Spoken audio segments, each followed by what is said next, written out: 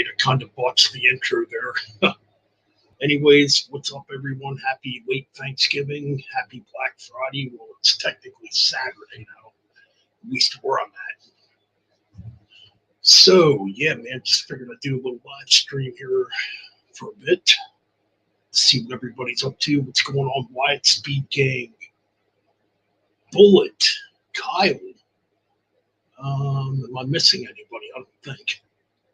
I just saw, speaking of Kyle, I just saw you over at Heavy Metallurgy. We were over there watching Marty's stream tonight. So yeah, Metal Givings, absolutely. There we go. I like that. So yeah, that's pretty much it. And these damn things are good.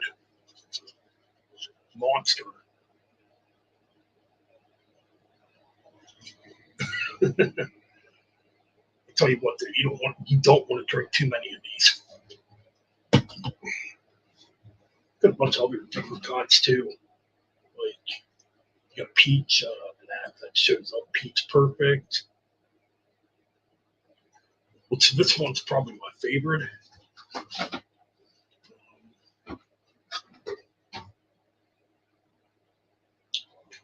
Either or. It's got like 4 different kinds. Yeah. Yeah, I do like Marty's show a lot. He does a damn good job over there. I just like hearing him talk about old school metal and showing off their albums and stuff, you know. You learn a lot when you watch his channel. You know. So yeah, I was pretty much just doing that. And I did get kind of depressed yesterday. I was just thinking about things I shouldn't have thought about or been thinking about on Thanksgiving, you know. All in all, though, I got through it, and I ended up going out last night and hanging out with some friends.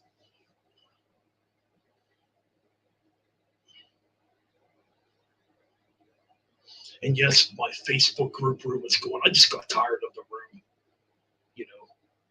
And I don't have time to constantly post in there, you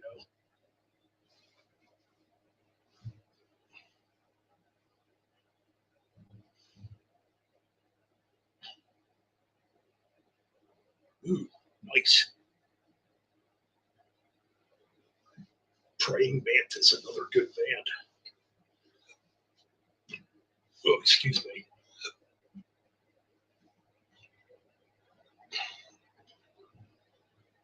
Gonna get some Praying Mantis too. I don't have nothing of theirs. I have been checking out the band Panopticon, Kentucky one-man black metal band. Freaking awesome stuff. I mean, I knew who they are, but I never really dug into their discography. I mean, I knew the album Kentucky. That's the one I did listen to previously. I was checking out some of their other albums, and man, are they good. I've got to get the new Panopticon. I'm probably pronouncing that wrong. I don't know.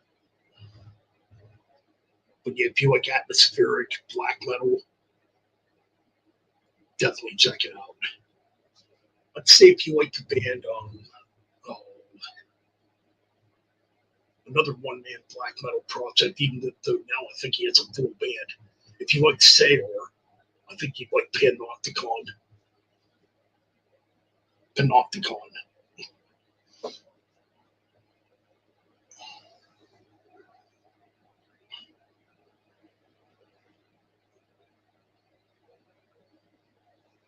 Like I'd say it's very nature-based.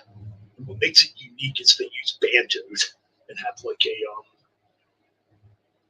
kind of an old bluegrass type of sound mixed in with the black metal. It's different.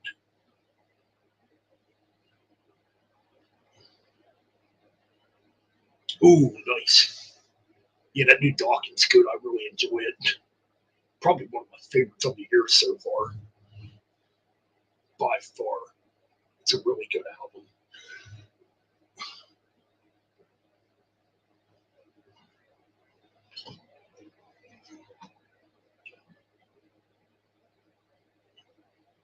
Like, I think the riffs on the album are really good.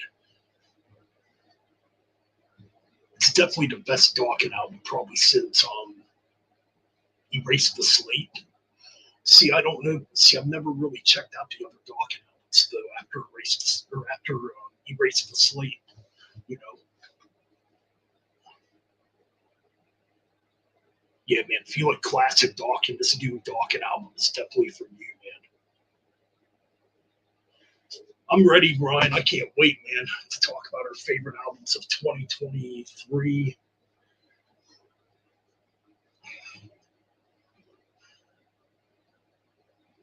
Yeah, man. I can't wait. Fuck.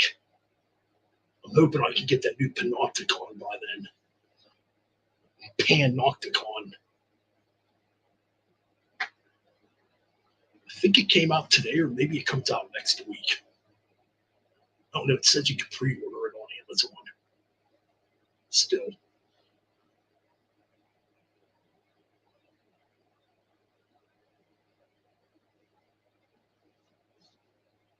Oh, there's a few other albums I'd like to get to before that stream, if all possible.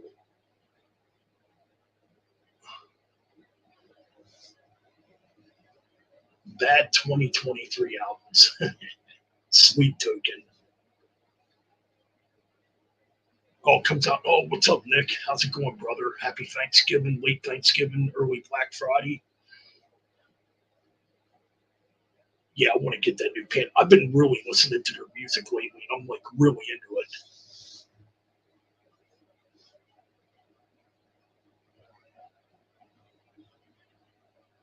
Like that Austin has some serious talent.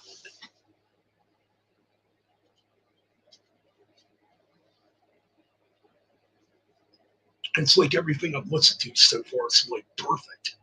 There's nothing bad about them, you know.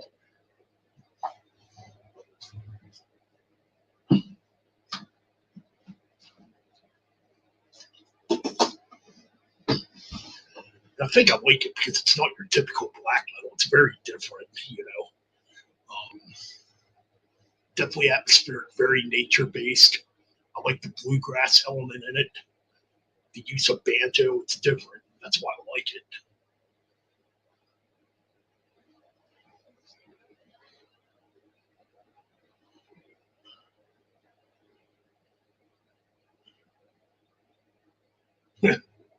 Oh my god, we still have a bunch of leftover food, dude. That's okay, man. It's gonna make good turkey sandwiches in the next couple of days.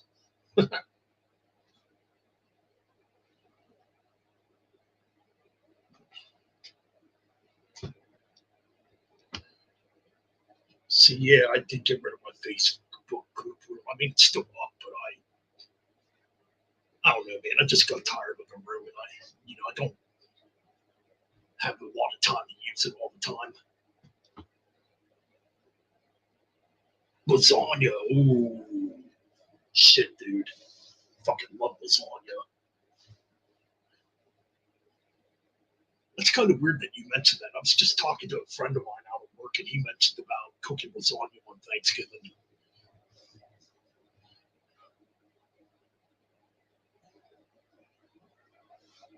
Definitely interesting.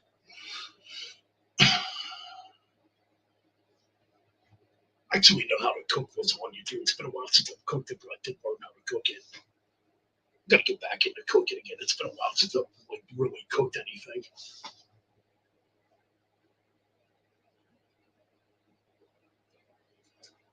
Like how to make lasagna. Spaghetti's real easy to make, obviously.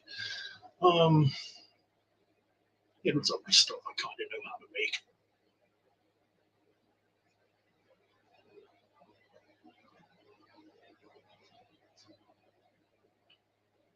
Shit, man, I'm tempted to buy some stuff to make lasagna. Try to make it again. It's been a while since I made it.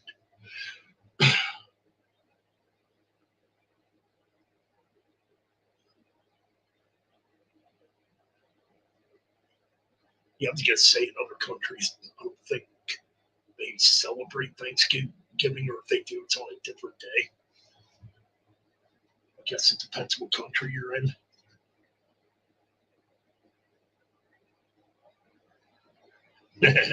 Hell yeah, man. Lasagna rules.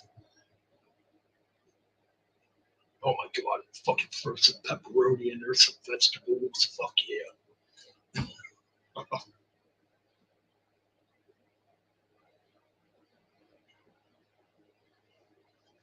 Yeah, Christmas we usually have a huge meal too. It's like ham and turkey usually.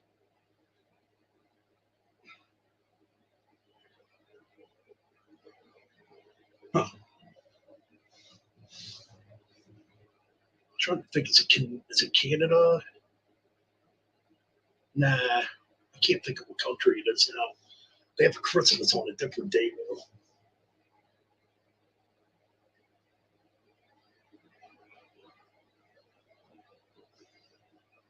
I mean, it depends how the turkey's cooked too.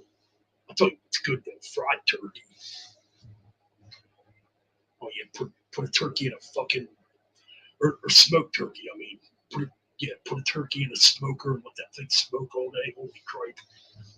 Talk about some good eating.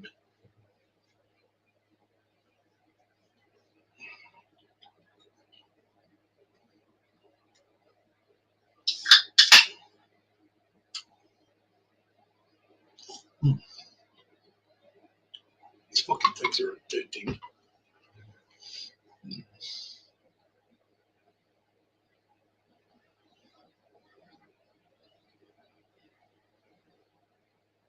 Oh, they live in Canada too. See, I'm opposite. I don't like when it gets too hot. Like 60, 70 degrees. That's perfect.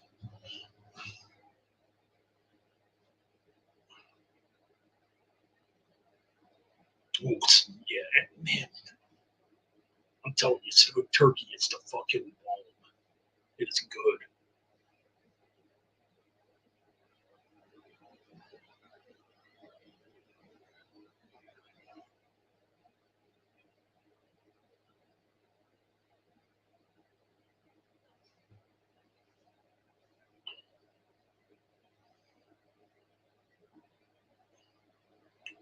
So I can explain why I got in a bad mood yesterday. I kind of had a bad run-in with somebody on Wednesday night.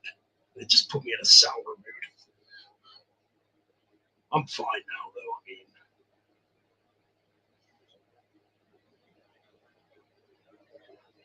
mean, like the one thing I can't stand is people that act like assholes and act like they're above you. I can't stand that shit. You know, either or. I'm not going to get into a whole rant and discussion about it. I'm going to try to keep the stream on a positive level tonight. Ooh, smoked ham freaking rules, dude. Yes.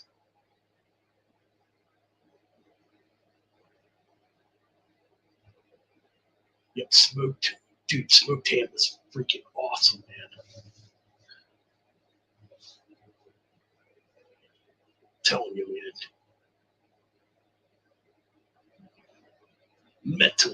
Metal cooking show. Isn't there another YouTuber that? Yeah, isn't it the Metal Meltdown? He's a chef. Yeah, I'm pretty sure it's Metal Meltdown who also cooks. Or he's a chef for a living, or something like that.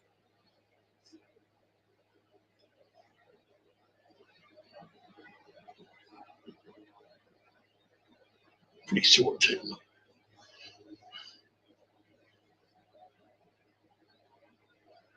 That's what I've heard.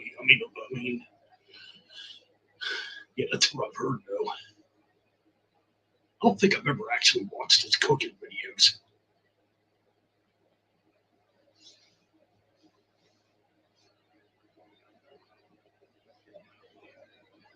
I like to make omelets too, man. I make some mean omelets, dude. I fucking just add everything to them. Fucking ham pieces, bacon piece, ham, bacon, fucking vegetables. Throw in a little bit of mozzarella cheese.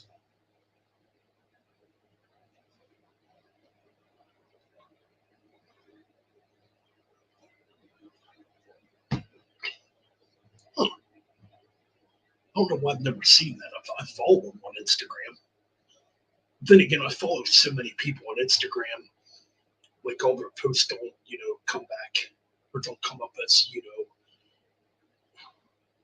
not everybody's posts come up, you know what I'm trying to say.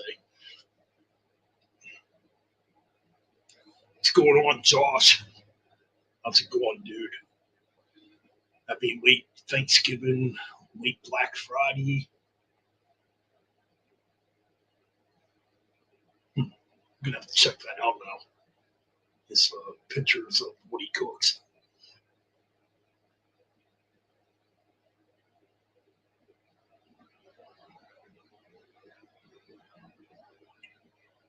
What's going on, John Unearthed? Metal John Unearthed. What's going on, dude? I mean, if anybody wants to come on, I can send some links.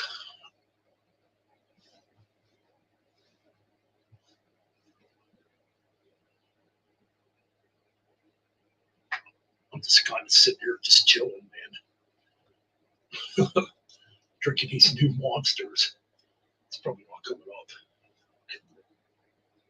Monster Beast. Fucking shit's good.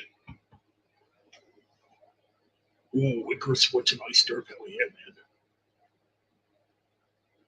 Yeah, I hope the Steelers win too, man. In fact, who are they playing this Sunday?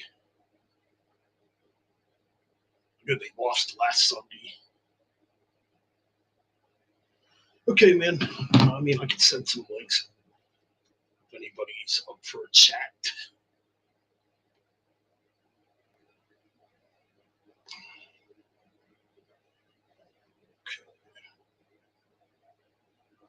Oh, they're playing the Bengals. Yeah, hopefully we win this weekend.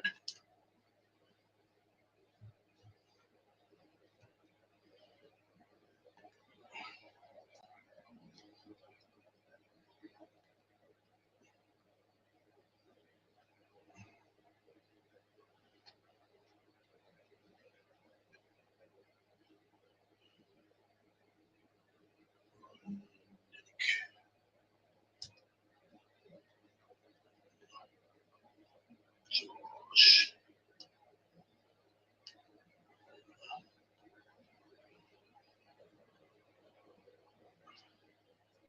Who else? Oh, yeah. What?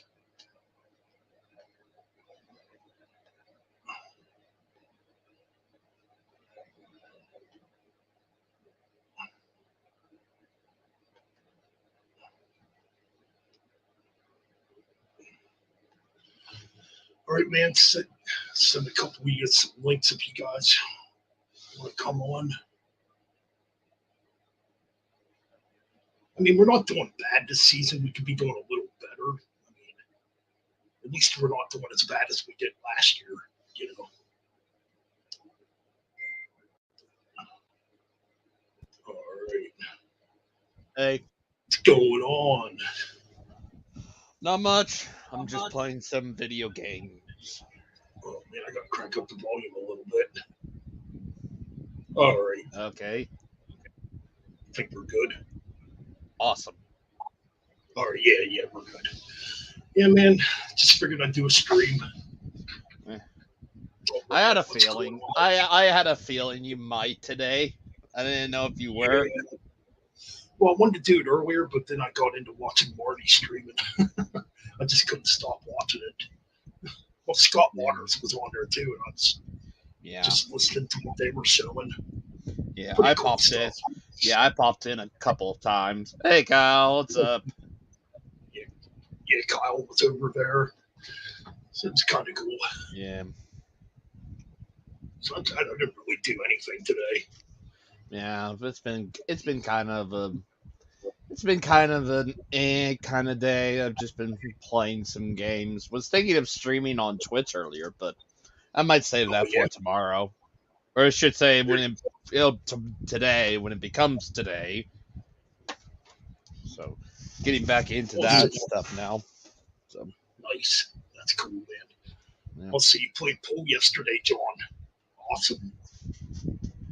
Nice. Man, there's still a lot of albums I want to get. I Yeah. don't think I'm going to be able to get them all by the time we do our show, though. Or Yeah, by the time my show, yeah.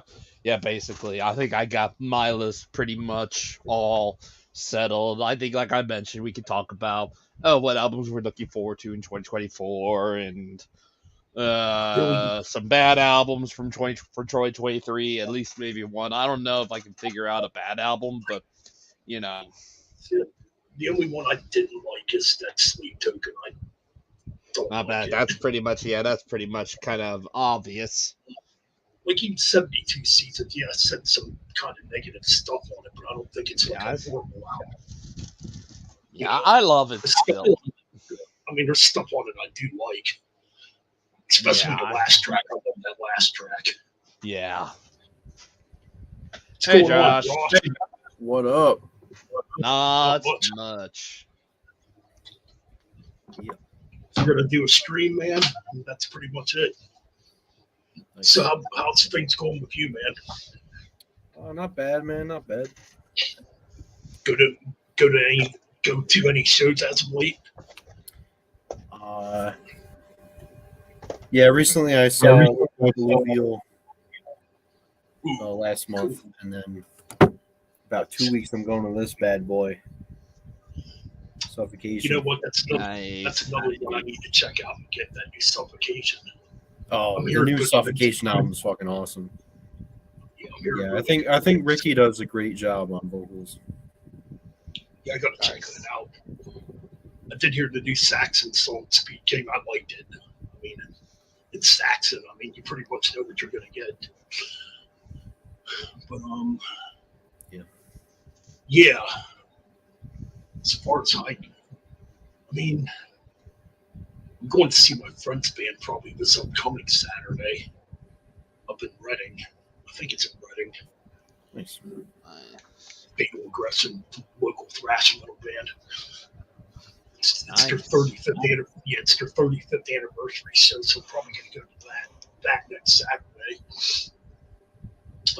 Besides that, I don't really have anything else lined up at the moment. All right, John, take it easy, dude. Yeah. Thanks for dropping by for a bit.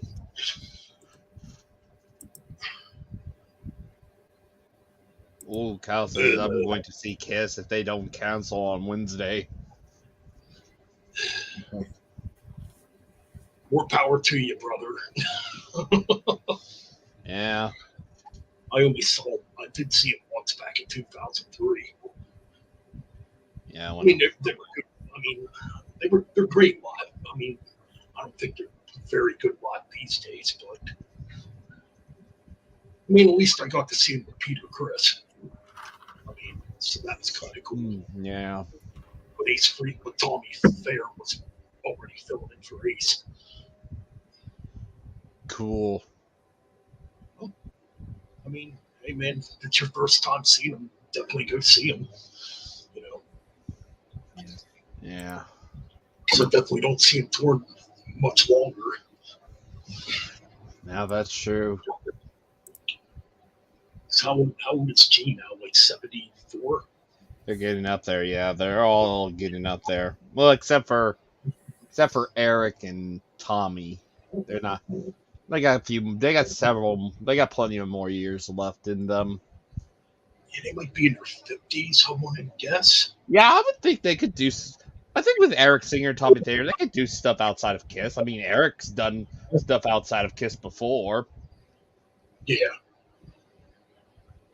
Yeah, I seen Kiss with I think it was Def Leppard. Oh yeah. Years What ago, year? like at least when I was in like middle school. It was a good show. I saw them.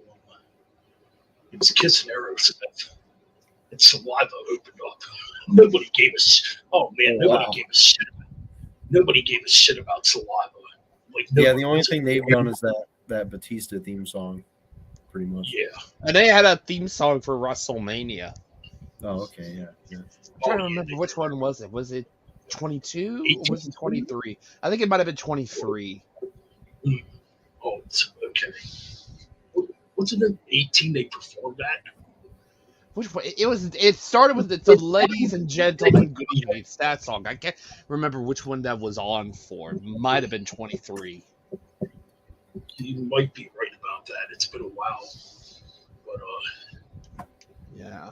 and Aerosmith, man, their sound was terrible that night. They had bad sound. So Kiss definitely stole the show by seeing them. It wasn't that they played bad songs. They actually broke out like a lot of obscure songs, which I didn't expect, like Toys in the Attic and stuff from like Rocks, you know. They weren't really playing the hits, which is kind of odd. But their sound was just not good that night. Yeah, I don't think they're at that point of where they're just like they're just playing. If they're out there having a good time, that's all that it's like that's all that really matters at that in the end. Yeah, you sound like shit, but they're having fun, and it's like that's all that matters. It's like, oh, I agree. I totally agree. It's like even Metallica. Metallica's still really good live. Yeah. I think COVID probably gave Lars some time to practice because he's gotten better in the last few years, definitely live. I'm gonna say when I saw him live, I thought he was keeping up pretty good for what he does. Yeah. And the new album, yeah, I kind of dog on it. It's not completely terrible though. There's stuff on it I like it. There's stuff on it that could definitely. Yeah, my problem is it's just a little too long. Like they could have definitely cut some songs down a little bit. Yeah, I think some of the songs. I think I looked at this and like this is what Hardwired should have been. It should have just been one disc. It's definitely better than Hardwired, for sure. Yeah, I definitely say it's better than Death Magnetic because I have been wanting a modern Metallica album that's better than it for so long. And before we do our yearly review, I am going to go back and listen to it again. Yeah, I went back and listened to quite a couple of songs, and it still holds up. I still absolutely love this stuff. Like I was just listening to these when I was doing my walk, and I think I only went to sleepwalk my life away, and just those early songs they're fantastic still. That one's pretty good, yeah. I like the last track on the album.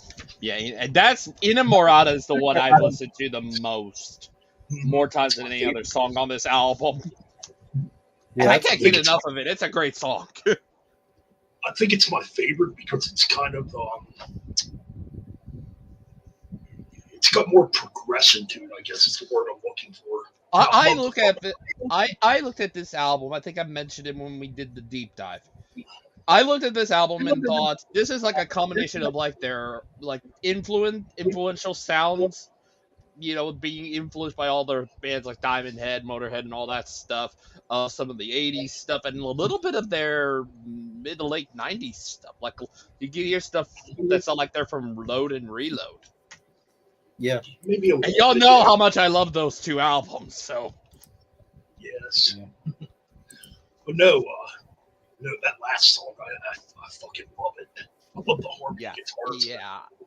It reminded me of stuff because of the Load and Reload semblance and stuff like that. It reminded me of those longer songs from those two albums, Bleeding Me, Fixer, Outlaw Torn. All those songs. It reminded me a little bit of those songs. A little bit like it's much more slower, much more like more methodical and stuff like that. It's kind of weird. Those are actually my favorite songs from the Load and Reload period, or like the Outlaw Torn and Fixer. Fixer's. I think I think Outlaw Torn was supposed to be over 10 minutes, but they cut it because it would have gone over the album. But they did eventually make us. I think it was the original version, the 10-minute plus song, eventually made it onto a single. I think was it for Memory Remains single. They had the actual legitimate version, the 10-minute plus version of Outlaw Torn. Now I'm curious because Scott Waters was showing the Injustice for All.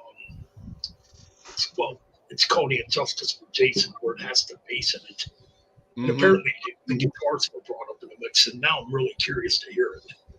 So I was looking on eBay to see if I could find it, and I couldn't find it. Yeah, I think it's one of those. It's like you can't really find it anymore. I'm gonna hit up Scott when I get a chance and ask him where I could probably get a copy of that, because now I kind of want it.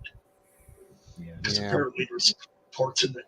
Well, there's parts that are different because of the bass, obviously being brought into the mix. Yeah. So now I am actually kind of curious about it. You Must Burn, that's an alright song. That one's kind of, I wouldn't say thrash, but it's up tempo. Yeah. But I do like this packaging. I do love this packaging for the album. It's pretty damn cool. Yeah, it's pretty cool. They did something similar for the Through the Never live DVD. Yeah, but I think it was an actual cross. I have that album. Yeah. I pretty much have everything from them except still don't have Live Ship Vision Purge. Still don't have that one. Yep. Yeah, I have every main album except Load and Hardwired. I got them all. Actually, the only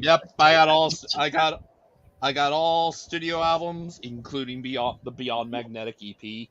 I have Garaging. I also have the 598 EP. I have a good chunk of their live albums, minus Live Ship Binge and Purge. So that's S&M 1 and 2, Through the Never. What other live albums do they have? Is that it? I think that's all the live albums they did. I think you're right. Yeah. Yeah, I mean, I could also technically count Quebec Magnetic, but I think that was only released for DVD. I think you might be right about that. I used to have Quebec Magnetic. Yeah. I have that Big 4 DVD. Oh, I forgot about that one. I need to get that one again. I love that one. That got me into a good chunk of those bands. It got me into Anthrax because of that. Yeah, me too. Yeah. That got me into the Big 4. That got me into metal. So yeah, not necessarily in metal because I was already getting into metal and I was already a big Metallica fan. But that got me into Anthrax in general. Yeah. I think it did help me discover. I think I already knew about Megadeth before that, and didn't really knew about Slayer until that DVD. So, God damn, I'm the old guy here. I knew about these bands since the 80s. Oh shit. Yeah, but that literally got me into some of those bands even more. Oh, shit. Speaking of Megadeth, I'm just looking at my VHS tapes right now. I got this Behind the Music. Oh, nice. Oh, the Megadeth. It's got Megadeth on there. Yeah, I remember watching those. Oh, here's another one I got on VHS Metal. That's by Judas Priest. Nice. 1993 documentary. I'm trying to look for my if I can find it. Ooh. That new Priest song is pretty good. SOT? Yeah. Nice. Oh yeah, that's one of the bands we were going to be doing. But I think that mini deep dive is probably going to be delayed until probably 2024, early 2024. Yeah, those new Priest songs I think are good. I really like them. Yeah.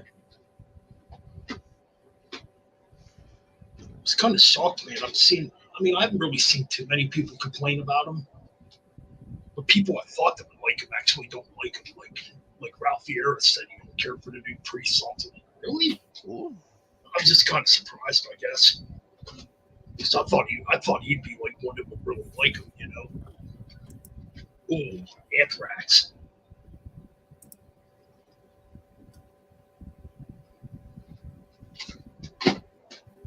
Ooh, here we go. Guess I'll just say, oh, fuck it. Oh snap! Iron Maiden, A new Morbid Saint album in February. Really? Yeah. Nice. They haven't made an album in years. Yeah. Not since 2015 Destruction System. It's called Swallowed by Hell. Oh shit! I forgot I had this on VHS tape. It's not music related, but The Undertaker. It's my Lord. Nice. That's an old one. I forgot I had it, to be honest.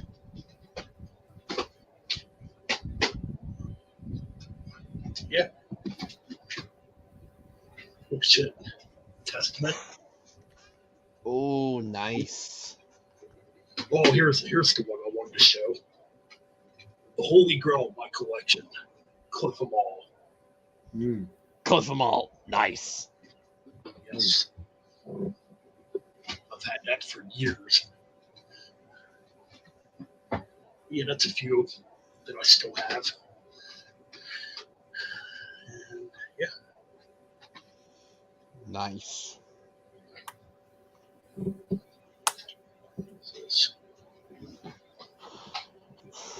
Yeah, I think January we got a good number of stuff. Yep, I'm definitely probably gonna have to listen to the new Saxon album. Oh yeah, definitely. I'll be getting I'm that. like, well, which one am I looking into that I'll probably listen to? Yep, Saxon. That's looking to be it. Maybe the Static X album, but that's probably it. Maybe Caligula's Horse. Maybe.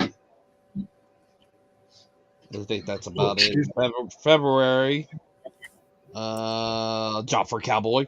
Yeah, that's obvious. The Isan. That's another obvious. Hopefully they continue in that death metal direction. Oh, what band? Job for Cowboy. Their last one was Oh, yeah. death metal. Yeah, they've been getting more into death metal stuff. I think their Sunny Year album was kind of getting more into like a prog territory a little bit. But I'm excited for this. I've waited a long time for a new Job for a Cowboy album. Then we got March. I'm probably gonna listen to the new Sonata Arctica, and maybe Firewind. Sorry, I'm probably not gonna be listening to the new Priest album. Sonata Arctica. Yeah, the new song seems like it's back to their old power metal sound. Clear Cold Beyond. Let's see. So you're looking at the 2024 albums that are possibly coming out. Yep, that's what I'm looking at. Oh yeah, Ace did release a new single too. I did see Ace Frehley released a new single. Oh yeah, I did hear about that, but I haven't had a chance to hear it yet. So what we got here? I'm gonna look at the list now too, Exit Eden. That name sounds familiar.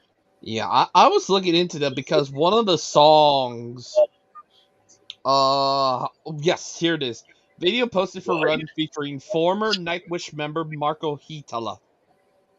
Okay. What? A new Master album? No shit. Yeah, I didn't see that. Saints Dispelled. Might have to check that out. Same day as Saxon. Same day as Saxon. Definitely gotta check that out. Lucifer. I've heard of Lucifer. They're kind of like a 70s style band. Kyle said, "So Ben, what stuff have you been spinning?" Well, What have I been spinning? Well, it's checking out Panopticon. I'm spinning some Mystic Prophecy a couple days ago. What else? Those are like the two I can think of off the top of my head.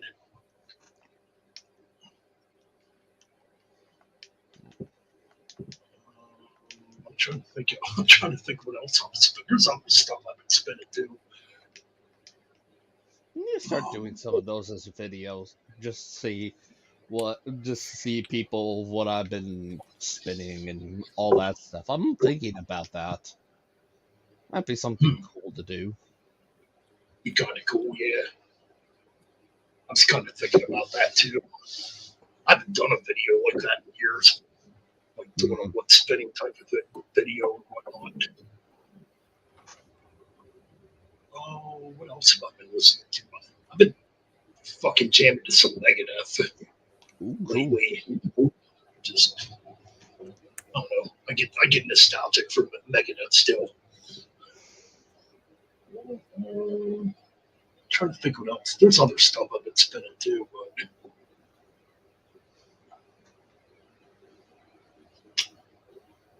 Hellstar. I'm spinning some Hellstar too.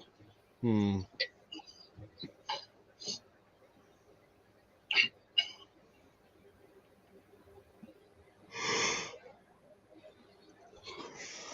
just still sitting here trying to think. There is other stuff I've been spinning, but my mind gets sidetracked sometimes.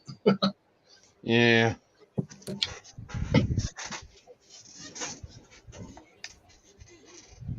Oh, never mind. It's a live album. I heard their last album sucked too. The last Whitechapel album. Oh, it did.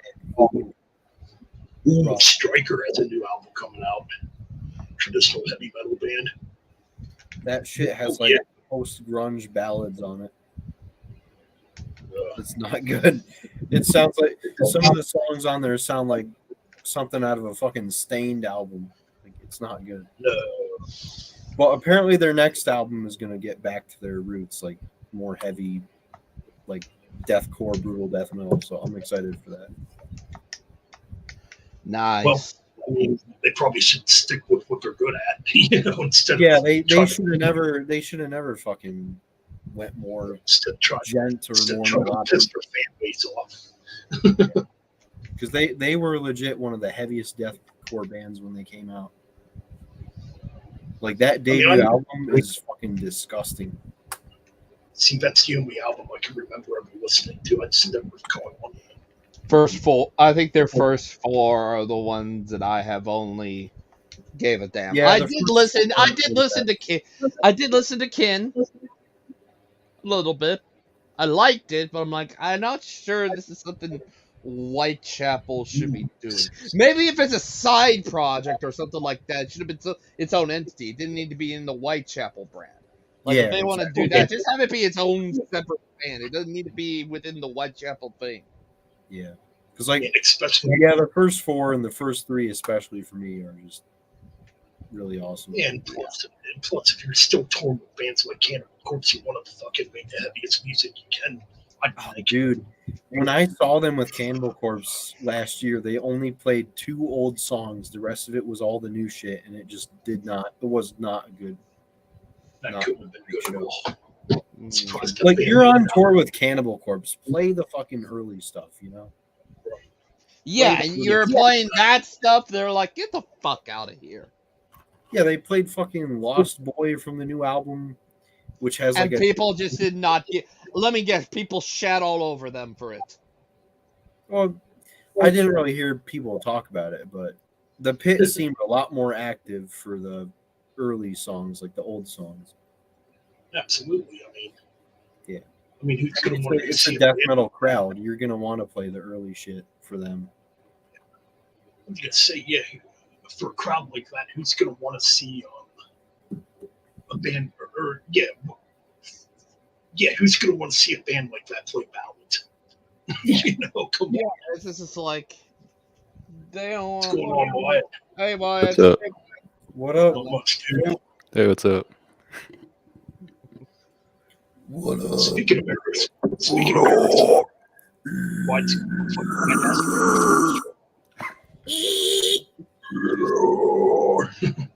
Do some Chris Barnes vocals on it. we will be selling death metal vocals. Yeah, I can't do those. There you go. Right on, man. And if you aren't down with that, oh, you already got your number one album of the year. Oh, cool. I think For me, it's probably Dying Fetus for me. That's another one I need to get. I thought the last album was killer. Yeah. I mean, the new Fetus just fucking rules. That song, Feast of Ashes. That's the song. Hey. Dude, when that galloping triplet comes in, Yeah. dude, Gallagher always has a riff. That dude's. Oh, Also, Nick, I think you might like this. I have that album. Yeah. What's the fucking song that I fucking Dirty Cunt Beat Down, bro. Dirty Cunt Beat Down? Yeah, that's the song I love. That one. Oh, I love it. Cool. So wait, so you got to see Suffocation on that tour? Yeah, this is it's an off date, so no incantation, but Suffo had But Ricky was on it, right? He was sick for our date. yeah. Oh yeah, that the chick from Stabbing filled in for him. Dude, she's good, man. Like she sounded like fucking Frank. Like it was kind of creepy. Dude, I legit did not know they had a female vocalist. Dude, I wouldn't have guessed that either. Like she sounds super like sweet and nice when she's talking, and then she's like it was like Yeah, she's like, "What's up, Chicago?" And then she's like, dude, yeah, she's a fucking badass. But yeah, that whole night was fucking wild, dude. We got there, we're having a smoke. Terrence Hobbs, comes up and bums a light, and we start talking. He said, "Yeah, like Ricky's been battling an upper respiratory. He said he's like legit stayed quiet all day. Like even if you said, 'Hey, what's up, Ricky?' He'd be like, trying not to talk, just preserve his voice because he only played like half a set the date before because it was really bugging him, and he just wasn't able to do it. So they got the chick from Stabbing, and she fucking crushed it. She only came on for like the classic songs, and then the newer stuff they just did as an instrumental, which I mean it's still fucking absolutely ripped. And yeah, dude, Terrence is super cool. Like was talking about like I hate colder weather because I'm old now. And I got to warm up and fucking fingers get stiff. But yeah, dude, that's true. God, he's a fucking beast. But dude, another guy that's always got a riff for you. Oh, dude, I forget that other dude's name. I mean, like he and Murati. Charlie. Love that band. That's very true, though. Yeah, as a guitar player, if you're out in the cold, your hands do cramp up, and it's very hard to play guitar. Oh, I believe it. And then, dude, John McKenty came and found us, which was weird. Like, oh, hey, man, because I've been friends with McKenty on fucking Facebook for a while. I forgot because he doesn't post really on his own very much. The punk rock dude. Yeah, from the dude from Incantation, and he was just like, "Yeah, man, I always love seeing your guys' stuff pop up on my timeline. You guys are fucking fun." And he liked our Incantation ranking and shit, and we ended up just like shooting the shit with them. We were talking about like recording and shit like that, like in front of a camera, and she's like, "Yeah, dude, it's still nerve wracking." I was like, "Yeah, dude, same here." I told him about the first time we ever recorded videos, like we were all fucking cockshares, like. We got this. This is a fucking piece of cake. And then that little red light came on the camera, like, hey. Yeah. What's going on, Mike? Yeah, Mike. The other Mike. Is in the there. other Mike. But dude, that whole night was super fun. We got a BS with the dudes from fucking Skeletal Remains too. Their bassist Brian had to take over for the touring bassist for Incantation. But I mean, he's stupid good bassist, so he'll fit right in, I'm sure. Nice. Yeah, it was a lot of fun. And then we on the 17th went to go see Ulcerate right back at the same fucking club, and that was mind melting. That was one of the fucking most insane drum performances I've ever seen. Like, wow. That's what I love about death metal. I think I said this to you before. I love the drumming in death metal. Dude, you gotta be a good drummer. Like, you can't be a fucking slouch. Like, Absolutely. there's no room for a Lars Ulrich in death metal. Absolutely. But yeah, what's his? I think his name's Jamie St. Murat, the drummer for Ulcerate. I mean, you'd have to just like look at some of his drum cam footage and shit, like, because he just does like these insane fills and cymbal accents, and they play like very dissonant but very melodic death metal. Like, it's very atmospheric. But yeah, his drum work is just. I was trying to look at everyone else, like in the band. The other two members were like, can't stop looking at what the drummer's doing. I'm just trying to fucking map it out in my head, like what he's doing, but I can't. It's going so fast. Right. Speaking of death metal, I did a Monomarth cover. Oh, which song? Victorious March. That was the first Monomarth song I ever heard. It was on a Metal Blade sampler. Yeah. I It's a did good song. I did the like German version though. That I didn't even you know know the- it was a German version. yeah, it's either German or Swedish. It could be Swedish. I mean, that's their native tongue. Yeah. Yeah. But I think the first Yeah. time. I think the first time I heard of Monomorph was back in 2000. It would have been when the Avenger came out. I mean, it's their second album at the time. yeah, I their didn't- Go ahead. their first 4 albums are like masterpieces. I got into him. With Odin by our side, but then I went back and I know Versus the World was the one that really Yeah, stuck that's with the me. same. That- Yeah, that's the same for me. But my story is the same with Versus the World, but it's just like I remember seeing it in like a CD bin at half price books of all things. Just see, I think it was one of those special edition one where it was like it had the album cover, but it's framed or something like that. I mean, it could have been a special edition. I think it was released in 2009. that would be a reissue then.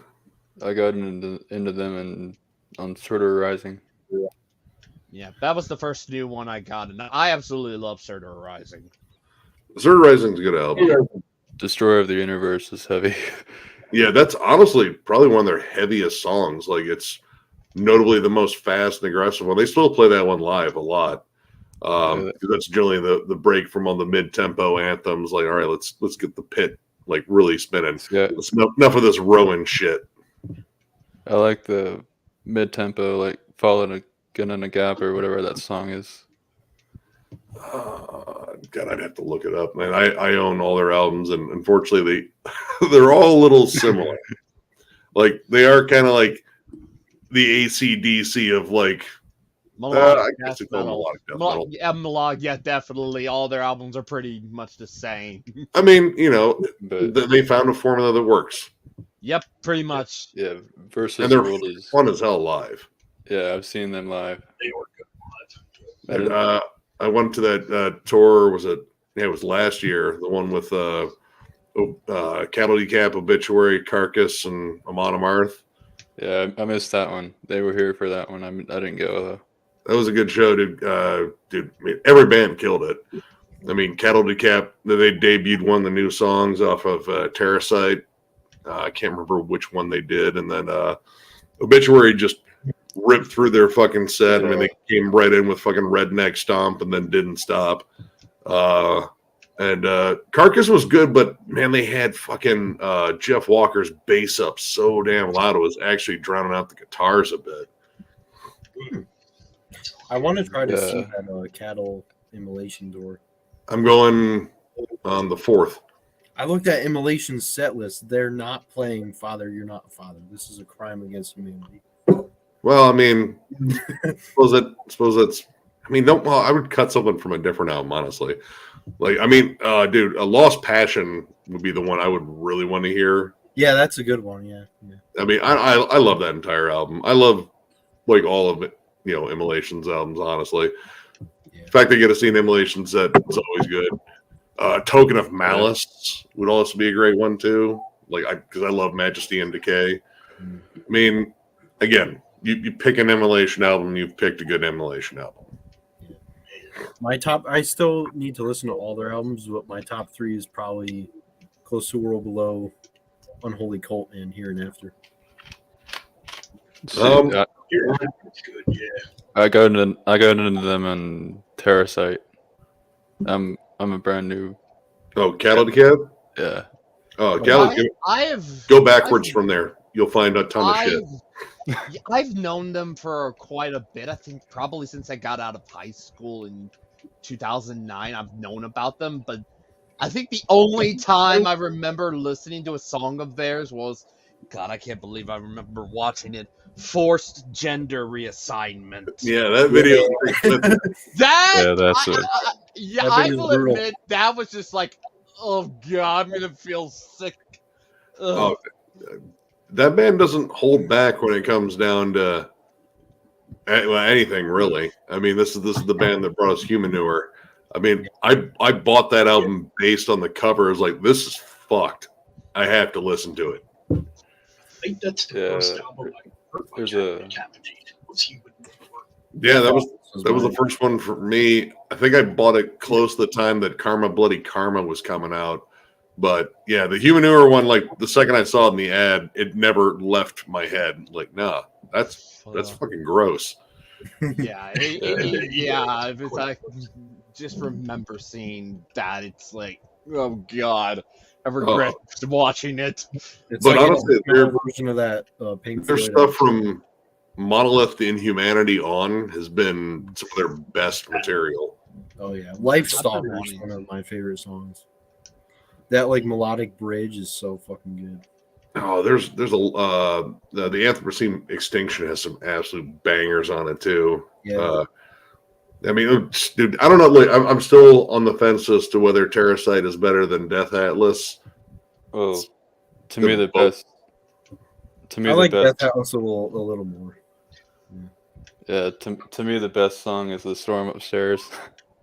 That song whoops ass. The Insignificance. I fucking love that one. Slaughter us.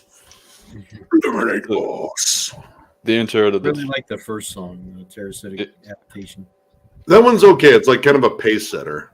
Like, to me, it's one of my least favorites, but I still like it. When you start getting down to like the meat of the album, oh, dude.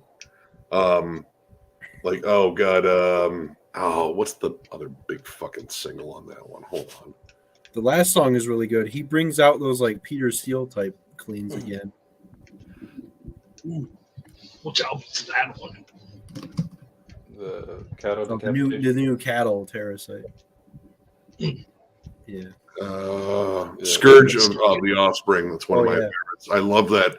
That chorus is absolutely haunting and definitely shows Travis's distaste for all of humanity. Well, is it We Are the Young that has a black metal sort of sound? We Eat Our Young. That's got a little bit of it. I know the last track, Just Another Body, definitely has big black metal elements. Terrasite Adaptation. They all kind of do with like a black metal section. Like there's always some like Cold Tremolo, but there's a lot more like brutal, just heavy, groovy, nasty breakdowns on this one, I think. He's another one too that has a very unique voice. Travis Ryan. Yeah. Dude, his range is nuts.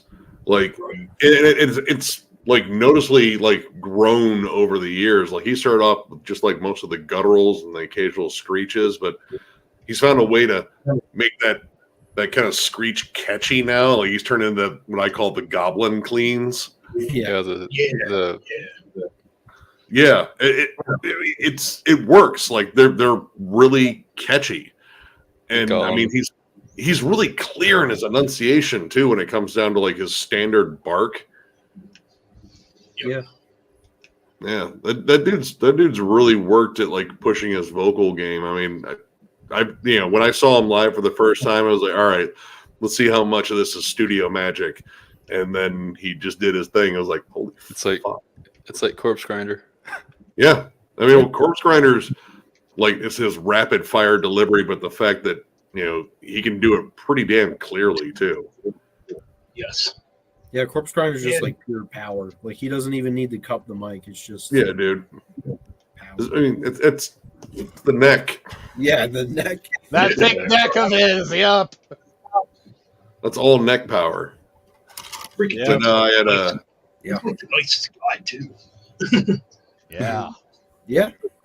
No, I had a John over here today because we had a couple more reviews we were going to knock out. Have you guys heard the new Cruciamentum? No. No. Yeah, you should. It's honestly, it's like one of the best death metal albums I think I've heard this year. That is saying something. Absolutely, just it's honestly it feels like the album that should have followed Morbid Angel's Covenant. And I like Domination, but this album's better.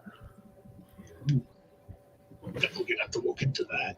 Oh, dude, It's like the Macho Man David Vincent era. What are you talking about, brother? Brother. Hulk Hogan sort of sound. Yeah, brother. I mean, Dave Vincent sounded great in I Am Morbid. Yeah. It's weird that like Morbid Angel doesn't play a lot of the classic shit anymore. I mean, I kind of get it, but I don't know. Like, I don't. Right now, like regular Morbid Angels, who knows what's going on there? Because like Trey's he's not in great shape right now. Last time I saw like him, he's like collapsed on stage a bunch and shit. Yeah, he was in pretty bad shape. Well, I mean, drinking all day and meth and cocaine, a bunch of drugs and shit. That'll do that to you. Yeah. But I mean, at least with I Am Morbid right now, I mean they sound tight. Like Pete the Feet.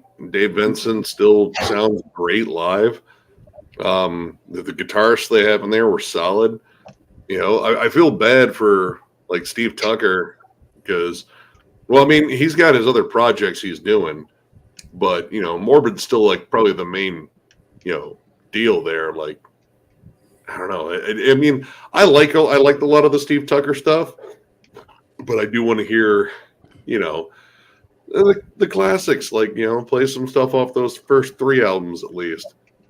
Absolutely. Yeah. But at the same time, like if they want to play stuff off of like Formulas Fatal to the Flesh and Gateways to Annihilation, I'm not going to bitch. Yeah. Nah, but it'd still be cool if they played their classics, like you said. They played the last time I saw Morbid Angel. They did play God of Emptiness. I mean, I think you kind of have to. I think they played. They played Where the Slime Live. Oh, and they played. I forget which one they played off of Altars, but they only played like one off Altars, and the rest of the set was, all the Steve Tucker stuff. They even played a song off of Heretic, which could have been a really good album if it wasn't mixed like dog shit. Right. Yeah. I don't know. I don't know what's going on in the Morbid Angel camp, but I mean, there's a lot of killer death metal out there, and honestly, there's a lot of killer death metal out there that sounds like Morbid Angel. Yeah. Yes. Dude, I mean, I feel like I've bought most of it this year.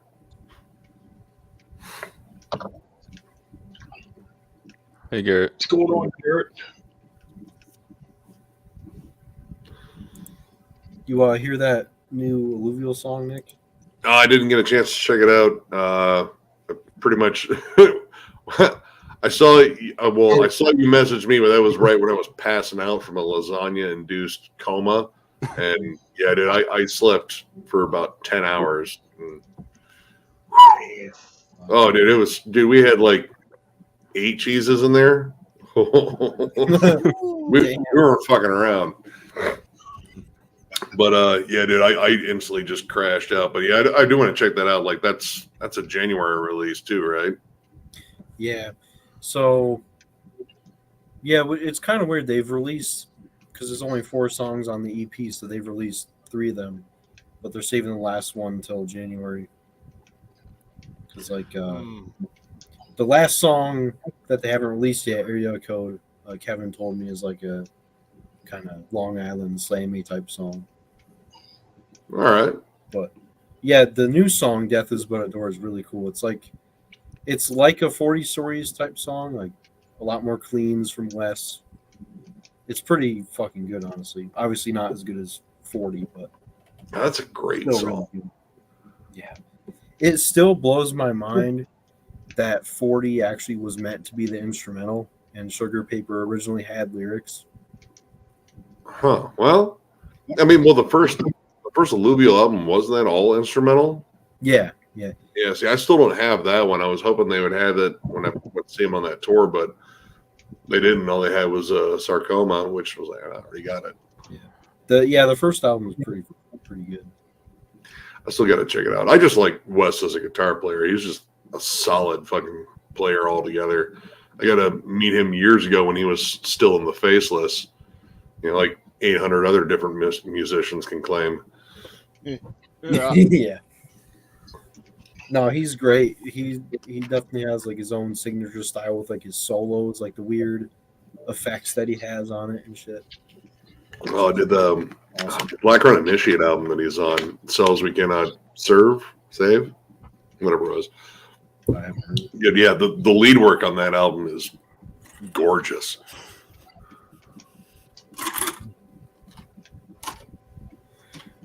Yeah. Yeah, man, I'm definitely looking forward to 2024.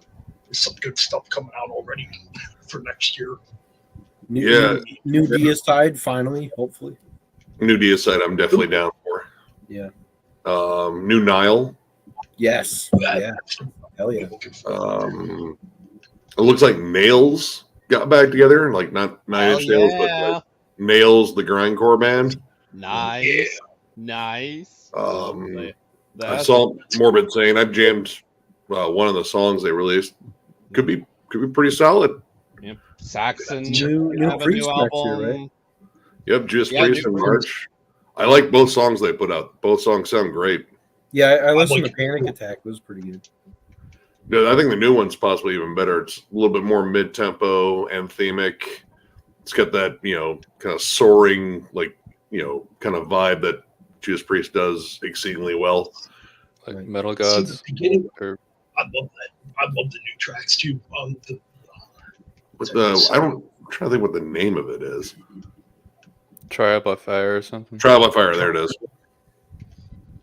Like the intro to that track kind of reminds me of Victims of Change a little bit, with how the twin guitars come in. Yeah. Yeah.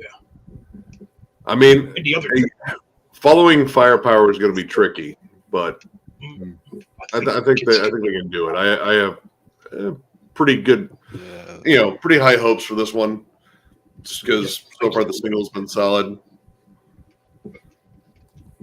Yeah, I mean, it sounds like, I think once again they probably got Andy Sneap to produce it, so once again he didn't change a single setting. right.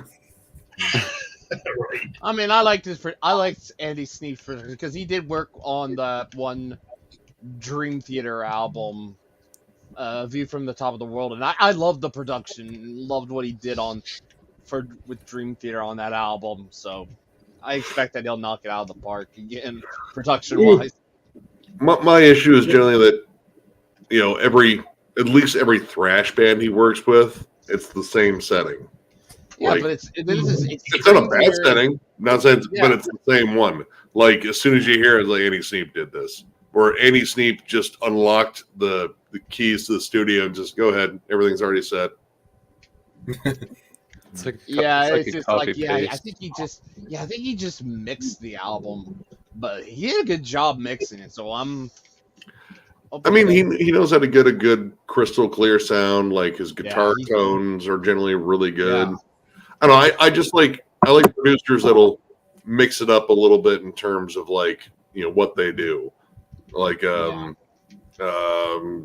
fucking Arthur Risk. Arthur Risk will pretty much he'll give each band like kind of their own sound and add a lot of like token atmosphere and reverb and like his mixes aren't necessarily interchangeable. Like you can tell they're definitely him because they have his stamps on it, but like varying levels.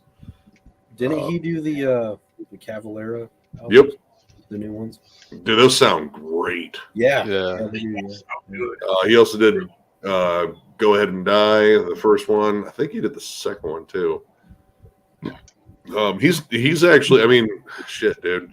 He's on so many albums this year. I swear I have name dropped for fucking Arthur Risk so many times in reviews. It's like between him and Dan Lowndes, the main dude from Cruciamentum, those dudes have produced and like mixed, mastered, whatever, a ton of albums this year.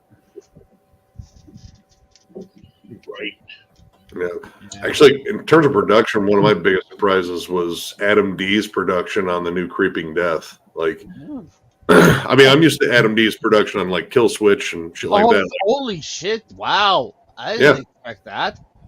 Well, yeah, but if you listen to other Creeping one for Death, next year, new Kill Switch probably. Yeah. Not to mention, I think he's working with Howard on. Well, he's got a new project with Howard in the works. oh, good deal. Yeah. I don't necessarily like the Torch very much, so I don't. Hopefully, Yeah, Light the Torch is. it's all okay. Not to mention, there's gonna I'd probably rather be a new listen to Scion NFL album. too. Yeah, there'll be a new Scion album that's Howard and Jared Dine's band, so there's probably gonna be a new album. That from album them. was solid. Yeah. That Scion album reminded me of when Howard joined Killswitch easily. Yeah. Like I was That's pretty thinking, good. as Daylight Dies era Killswitch, it sounded Yeah. so much like it, big time. Yeah. I've only heard a little. Somebody else. Adam D also had that project with Corpse Grinder and Shannon Lucas, Serpentine Dominion. Mm. That was pretty cool. It was like melodic death metal. Yeah. I don't think he does much nowadays, but the guy that used to produce In Flames, Frederick Nordstrom, I think his name is. Oh, okay. Oh no, I want to say that's right. I think that's his name. Yeah, I That's always thought he had good production. Another guy, was it Tua Madsen? He did a lot of stuff for like melodeath bands in the mid 2000s. Yeah. I wouldn't be surprised then if he worked with Soil or In Flames of Dark Tranquility. He did one or two with Dark Tranquility for sure. Off the top of my head, I know that one. And then there's Jens Bogren. Jens. Yep, definitely Jens. Yeah. Yeah, Jens is a hell of a producer. Yeah. I think my favorite producer, though, I'm just thinking of how he does his mixing, is probably Devin Townsend. I think he does his own. He does his own. Yeah, he does his own. His production's huge. It's just Yep. I mean, I love it. Yeah, definitely. I love Really good production. Debbie's. Yeah. I'm just looking at what's possibly coming out next year. Looks like Kitty is even back in the studio. Dream Wow. Theater, like I mentioned Dream Theater with Mike Portnoy. I'm excited about that now. That's still crazy that He's back in Dream Theater.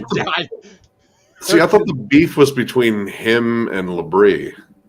See, that's what Yeah, because like I did hear about that. Like he said he didn't like Labrie's voice. No one likes Labrie's voice anymore. Dude, like I've heard from countless people that have seen, Dream Theater live here lately. It's like, dude, his voice is shot. It's no. I've even seen some videos where he's like lip syncing and shit, or at least using backing tracks like blended with his live mic. Yeah, dude. Like there comes a point. Like, dude, I think I brought it up in we reviewed the last solo work, and I said, dude, like flat out, if James LeBrie decided to honorably step down, I'm not saying he should. Get speed. Get speed from solo work. Oh, Yeah. that. He could do it. How is Russell Allen's voice? I don't know. I mean, he's been doing it for a while. Okay. Speed's at least a bit younger, and he's been wisely working within his range. Like he hasn't had like all the vocal damage in the past. I picked up an album with him on it called Nighthawk, and it's just kind of like AOR, like hard rock. Like, do they cover Bruce Springsteen and Kiss on it? But it's just straight up rock tunes. Yeah, it's like, the Night Flight Orchestra is one of his bands. Kind of similar to Night Flight Orchestra, honestly. But that's going to be interesting. Would they? Because Bjorn does soil work, and obviously with the harsh and all that stuff, would Dream Theater even allow that though? Well, even his harsher vocals, like he's not doing them as viciously as before. Like you definitely notice kind of a cutoff in terms of like him kind of going overboard in them. It's more like it's a good raspy roar. It's well projected, but he's not trying to make it sound like brutal or anything like that. But you get him for his singing voice, and he's got a tremendous range. Oh yeah, definitely. Yeah. And or they can get like someone like Jessica Soto. Yes, they could, but yeah. Could be I don't know. I think you want to go with someone that has at least more of an upside in the future. That's the thing. Like either you get someone that's like established and not like kind of on his way out, because like most vocalists, you have like a 15 to 20 year sort of range where your vocals are like probably going to be at their best, provided you haven't like completely roached them. Yeah, Bjorn. You get someone that's younger. Jeff. Or you got a guy with a future. You got a guy you can ride out in the sunset with. What's that Haken vocalist? What's his name? Ross Jennings. Yeah, him. He could possibly work. Ross isn't going to leave Haken though. Haken's fucking killing it right now. Honestly, like I get more excited about Haken releases than I do Dream Theater releases here lately. Yeah, that's a band I'm going to check out too. I've checked out some of their stuff. I like it. Oh, dude, Affinity, like, dude, like the best tribute to the fucking 80s I think I've ever heard is on that album. It's a song simply called 1985. It's like 13 minutes long, and dude, they get like flat out like fucking montage fucking rock in there, like keyboard solos, guitar solos, like, dude, you're gonna swear you're like, you know, watching fucking like Top Gun and playing like Nintendo. Dude, it's the most 80s fucking track ever. I fucking love it. Let's see. Oh, Black Dahlia Murder. That looks like that might happen. That. Oh yeah. Alan just posted he finished drums for it. So they're making another album. Can you imagine Ryan Knight and Brandon Ellis dual soloing over Brian's riffs? I mean, even if one's just doing lead, you still got a great guitar tandem there. Yeah. Both those dudes did Time and Arses too, which is weird. Yeah. Yeah, they did. Yeah. Yeah, no, I'm curious though. I mean, Brian, I've always heard him do backup vocals, and I saw some of the footage of him doing, you know, just him as the front man. He's at Sanctuary shows all the fucking time. He was actually at the Incantation Suffocation one. I gotta say hi to him briefly. But yeah, that's gotta be tough still. But I mean, if he wants to do it, and the rest of the band's on board. I say, like, from the live videos, he sounded a bit better at like the first show they did without Trevor, like last October 2022. He sounded a bit like Unhallowed era Trevor. Yeah, like recently he's been doing like this. I hate to say it, but in my opinion, kind of like monotone, like gravelly type scream. And like I would not expect him to sound exactly like Trevor, but he doesn't really do those low to high switches. Yeah, I want to say I only heard him do like the high, well, kind of like that higher like the fry scream. Yeah, Because Trevor would handle the lows himself pretty much. yeah. But I don't know. I'm curious what they I do. think he'll probably sound better on record. I think. Yeah, and I mean he's got time to work on that. Like they've had their shows. Yeah. So, Broken Hope. Broken Hope is next year. Oh wow. Ooh, Yeah, nice. first album since 2017. It seems like it's been a while. Yeah. Well, I know Jeremy Wagner. That dude's just been sitting back like writing books and shit, and I guess he married into a lot of money. So he doesn't. Well, I mean, he still wants to do all the Broken Hope stuff, but he's been doing a whole bunch of other stuff like book tours and shit like that. Like he's become like a pretty well-known guy just because he's had a chance to actually go do a whole bunch of other stuff. Yeah. But yeah, he's been adamant about getting Broken Hope going again. They're playing at MDF next year too. Yeah. Looks like Darkest Hour. Going to put out their first album since 2017 as well. It's one band I've never been the biggest fan of. I like them just because, like, even in the metalcore pack, they sounded closer to like the heavier melodic death metal. True. Yeah, that's true. I mean, I remember they had good energy live when I seen them in Ozfest. Yep, that's where I first saw them. They were touring on Hidden Hands of a Sadist Nation. I fucking love that album.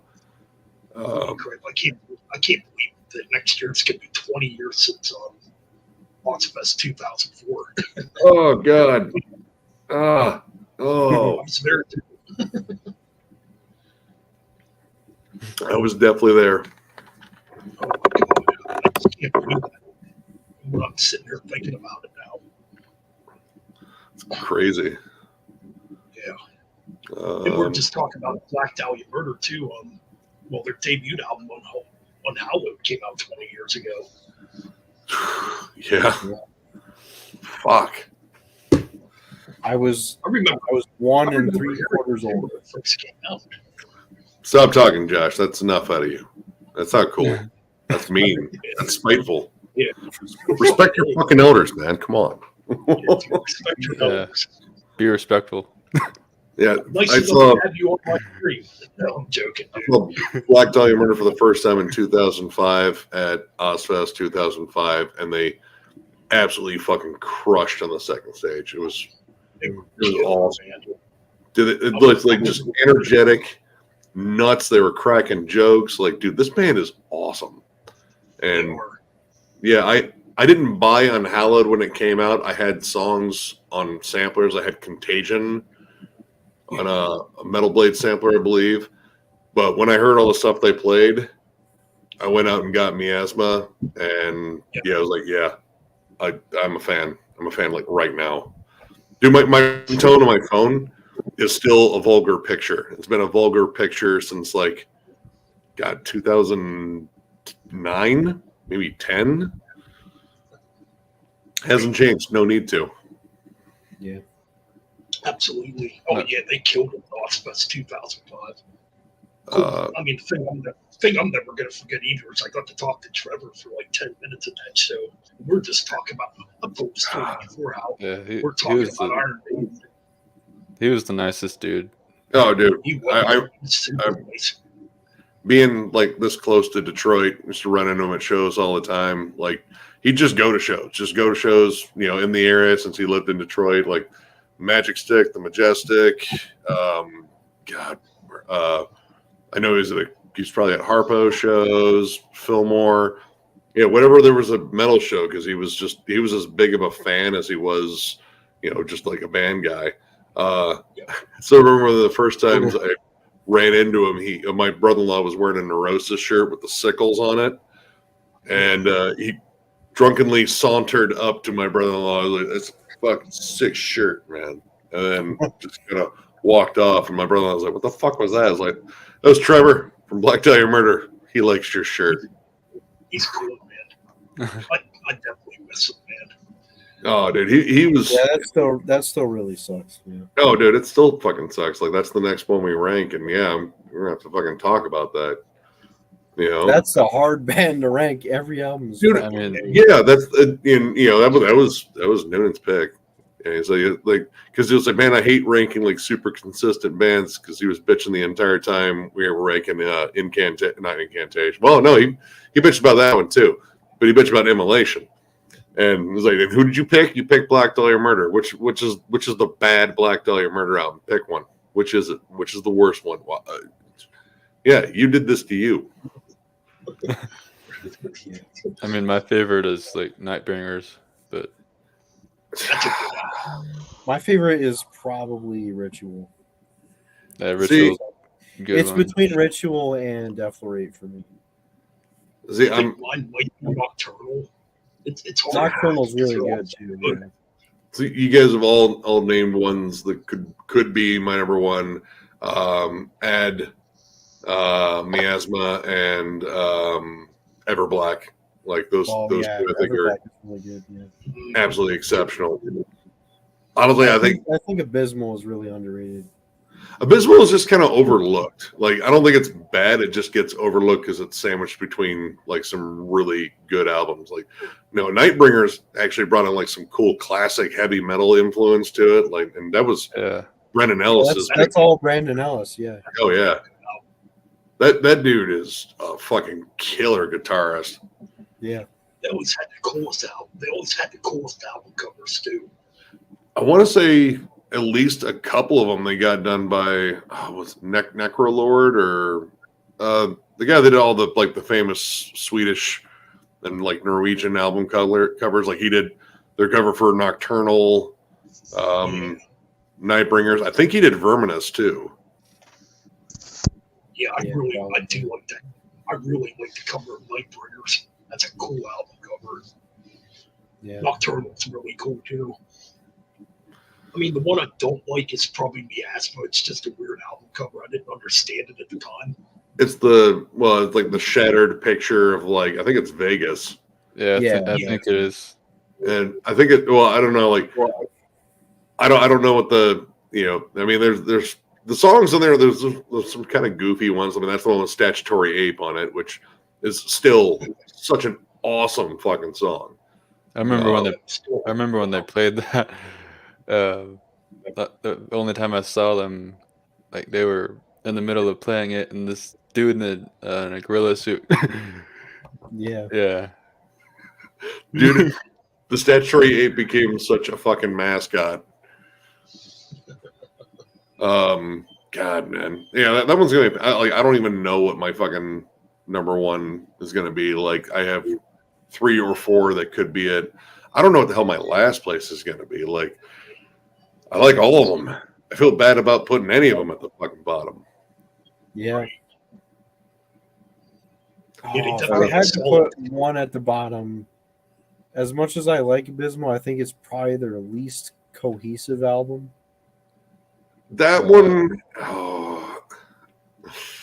I hate saying it, but Unhallowed, just because they got so much better after that. It's still a good album, but again, like they kept getting tighter. I mean, that's true. Yeah, I mean, even Trevor said like they were able to record the album, but they had to practice a lot to be able to play the shit live. Yeah. I don't know. They kind of bit off more than they could chew in the beginning with like the technicality and stuff. I mean, well, shit. 2 years later, they Miasma's twice as fast and twice as technical. So I mean, they got better fast. But. Oh yeah, I mean, I think they even had a different drummer on that one. I think they did. I don't know. There's a lot of turnover. Gibson on Miasma. Yeah, it was the dude that played in Abigail Williams. Yeah. I think he did. The guy that played drums on Miasma was the guy that because I saw them with him once, and then the next tour, like next year, he was already out of the band, and they had I think he was French Canadian. Then he was only there for a little while because he quit the band to become a cop. I believe. Oh wow! Okay. And then, Me. then they got Shannon, right? Yep. Shannon, I think, was the next one. I like Shannon. I always thought his bass drum was way too like triggered, clicky. Yeah, Like yeah, that's true.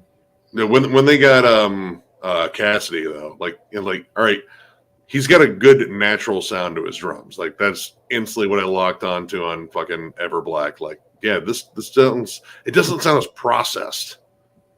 Right. Like on Verminous, especially, they like even Trevor said like they stopped like snapping everything to a grid. They're just like, yeah, he records to a click track, but they don't edit his drums at all because he's just that good. Oh, dude, Cassie's a beast. He's supposed to be, whenever it happens, he's supposed to be the drummer for Sluggage whenever they get around to releasing something. Oh, I thought he already was. Yeah, well, he's been officially named as their drummer, but Sluggage has kind of gone into like hiding for a bit. I don't know. Oh yeah, Kerry King's new band will be next year. Oh yeah. Yeah, kind of anxious to do that. I think Paul Bostaff is in it, right? He is. Paul. He put up a post a while ago saying this is like one of the busiest years he's had. He's been drumming for 3 different bands, Wow. and like recording. So we'll hear him do some other stuff. And I saw a post today from Dark Angel, and they're in the studio. Their new second guitarist is fucking Gene Hoglan's wife. Oh yeah. Wow. Is it? Did she used to play in a? Did she play in a death metal band too? I forget. Gosh, she played in a band called Warface or Warfaced. Yeah. Something like that. I didn't. I mean, honestly, I didn't know he was married. Right. So what? Bruce Dickinson will have a new one. Yep, I'm kinda Mandrick anxious to hear Project. that, too. Marty Friedman is supposed to be releasing something new next year. Could be interesting. Morbid Speaking of Angel, Megadeth, I they guess- probably will be on there for a while. Speaking of Megadeth, I guess it sounds like Kiko's not in the band anymore. It's kind of hard to gauge on that one. It sounds like he might be just out in a live capacity right now, but I mean that post made it seem like he was just kind of out of the band until Further things notice. are better. But he's got what? He's got the dude from like Winter Sun though, right? Now, Yeah, right? Timu. Timu, yeah. Which I honestly cannot tell a difference between them two guitar wise. I mean- very similar. The only thing Timo seems like he's not good at is making good on another Winter Sun album. Outside of that, like the dude's an insane player. I mean, I have Winter Sun stuff. Yeah, Yep. he's good. I think it's the last Winter Sun album, the one that came out in 2007. For the 4 seasons. I'm not a big fan of it. Well, I don't think anyone really was because I mean he was promising a big Too. yeah. What was it? Yeah, Time 2, Time 1. Which I did. Fantastic. That's a good album. Time 1 The is debut perfect. obviously good too. Yeah, debut is great. Yeah. Oh, Freddie's here. What's up, Frederick? Hey, Frederick. What's going on? Let's get him in here. And what else is on here? We got Morbid Angel, Motley Crue, That's a new one. Nails. Motley Crue's coming out with a new album. Don't. They're on the list. Don't. Oh God. Morbid Angel, all right, they've been on the list for probably several years now, but Yeah. True. I don't think it's going to happen. Yeah, especially if he's had no problems. Yeah. Nails. Yeah, Nails, they're on here. I'm But okay. Nails, I'm a little surprised by too because like literally everyone left the band but Todd. Wow.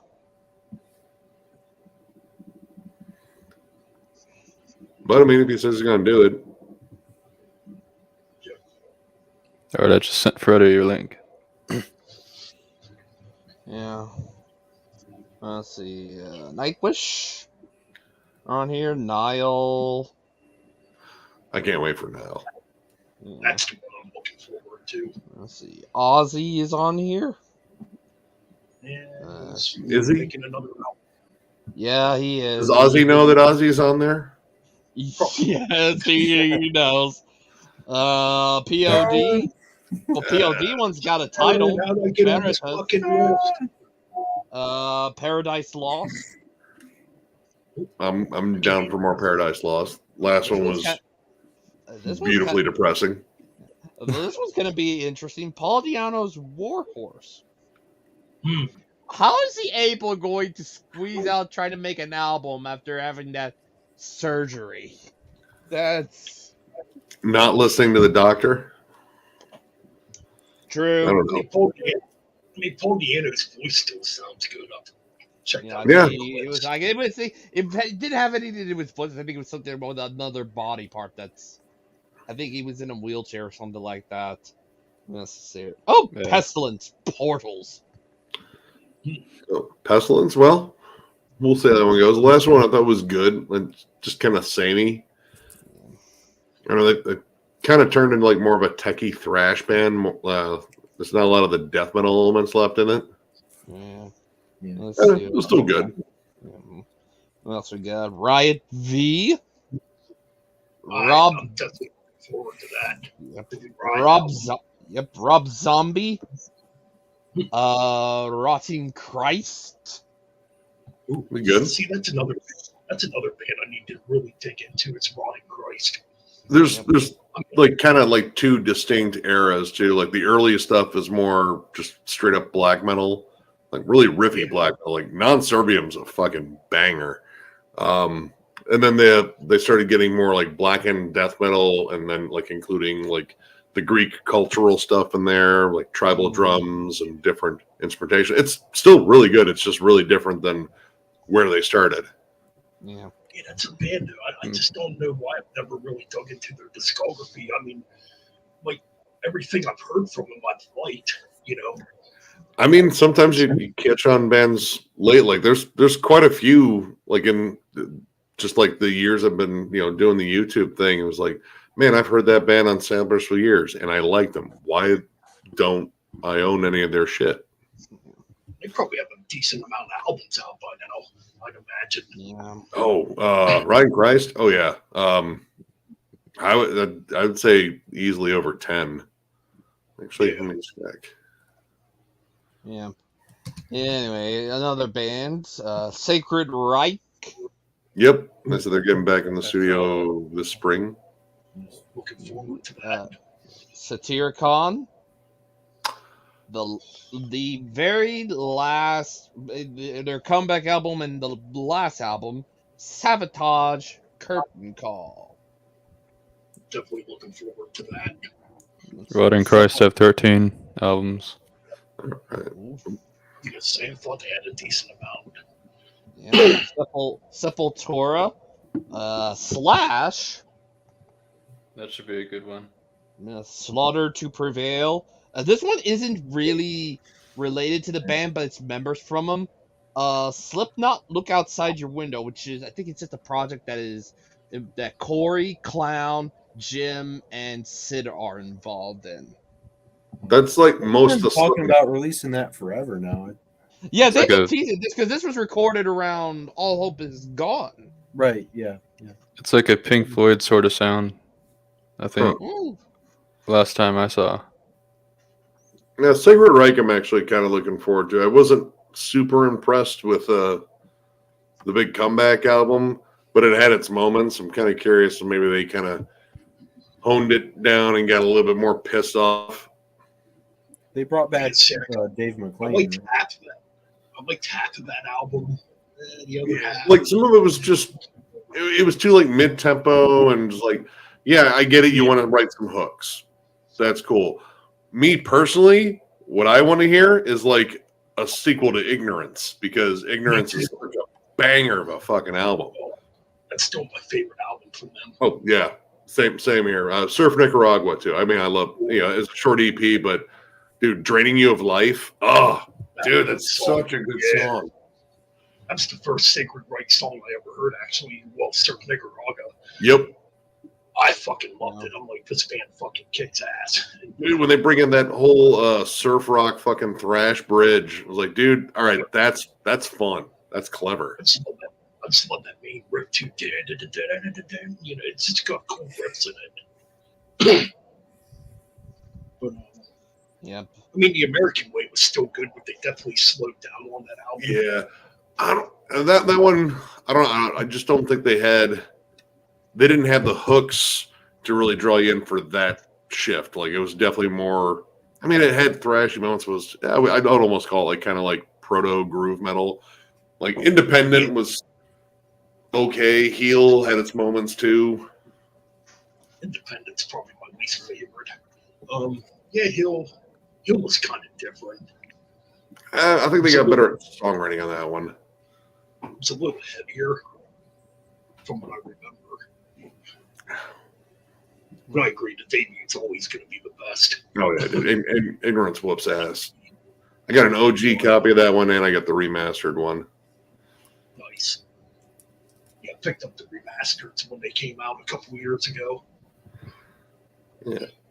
Didn't bother getting the remaster of The American Way. I have the original. I'm not the biggest fan of that album. I like it.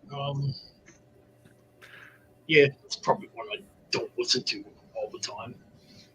Yeah, and again, like when I think Secret Right, I think Ignorance.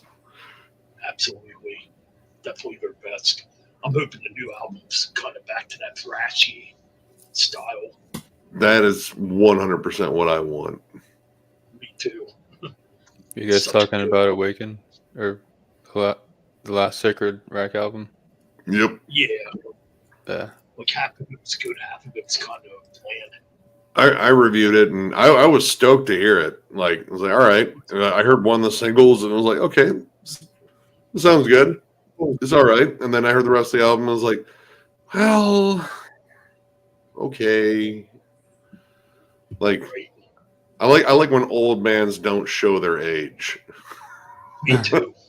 like no, play like you're young and your knees are still good. Yeah, play like Exodus. Yeah. Yeah, Exodus doesn't give a shit. Speaking of Exodus, I think they're working on a new album too. Yep. They're gonna be playing here tomorrow. Yeah, they're playing Fort Wayne on the 3rd. And just so everyone knows, I think Gary Holt confirmed it. He's not involved in that Kerry King band. Oh yeah, no, he confirmed that right away. Like, well, yeah, I didn't expect that. I think it was kind of a needless confirmation. Yeah, Like, I remember seeing it was Loudwire post about that, and he was like, "No, that's not true. I'm not involved in it." Apparently Phil Anselmo is going to be involved in it, but nothing's really come out on it. well, they did do that. No, that was Beastie Boys. I mean, as far as another guitar player, I don't know who he would get. Didn't he do something on Reinventing the Steel?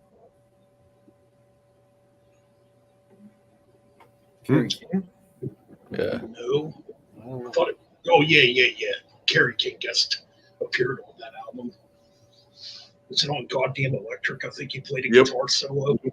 He's doing the dive bombs at the end. Which I'm pretty sure we're going to hear a lot of that. I mean, Oh yeah. it's Kerry King. We're gonna hear dive bombs. Chugga chugga chugga, dive bomb. Yeah, we're gonna hear explosions. It's still going to sound like We're gonna hear guitars getting violated. Yep. Just, Yeah, exactly. Every Kerry King solo is just that. yep. He's got a couple of And mindless spreading. He's got a couple of more melodic ones every now and then, but most of the time it's like, yeah, no, there's the Kerry solo. Yeah. Like he actually did some really good solos on Seasons in the Abyss. Yeah, no, actually, that's some of his best lead work is on that album, dude. I love the lead on Hallowed Point. That one in War Sawmill has a really good lead. Yep. like There's another one that he's got an absolutely badass lead on. Probably Dead Skin Man. There's a couple on there. Actually, no. Spirit in Black. That's a good one too. Actually, both solos on that song are absolutely killer. Yep. Oh, and that insane tapping on Ditto Head on Divine Intervention. That's probably. I think that album's underrated. I like that one. Yeah, it's pretty underrated. I was like bought the it back in. third Slayer album I ever got. I mean, I bought it back. Well, I had a friend buy it for me. I gave him the money at the time to buy it for me because he worked here at a record shop that he worked here at a record shop at the time. And I just gave him the money to buy it for me back in '94. And back then I played the heck out of it. A lot of people gave me shit back then. Why are you listening to that new Slayer album? That sucks. I'm like, no, I think it's pretty good. Like, I can go back and listen to like Random Blood and all the other shit too, but I want to hear the new Slayer. That's honestly one of my favorite drum performances from fucking Paul Bostaph. Like, he fucking crushes on that album. His performance on that is really good. I mean, I'm still like forever in the Lombardo camp, but Yeah. I mean, I thought he did great on that album. I think a lot of people were upset at the time too, because I guess I've read a couple of things where I guess a lot of people thought that Paul Bostaph was trying to outdo Dave Lombardo apparently when he was doing the drum tracks on that album. I don't know how true that is. no, I mean, I don't think so. No. honestly, like, I mean, think about it. If you get tapped to be the guy that replaces Dave Lombardo, you're probably just like, I gotta put in a fucking balls out performance. You know? Exactly. I mean, that's how I saw it. I was like, nah, man. If Paul Bostaph stepped in, he was already a solid, well-known drummer. But replacing, Dave Lombardo, best of luck, bud. I mean, actually, out of all the Slayer albums, I'm in a mood to listen to Slayer, which I still get in the moods every once in a while. Oh yeah. I usually break out Divine Intervention.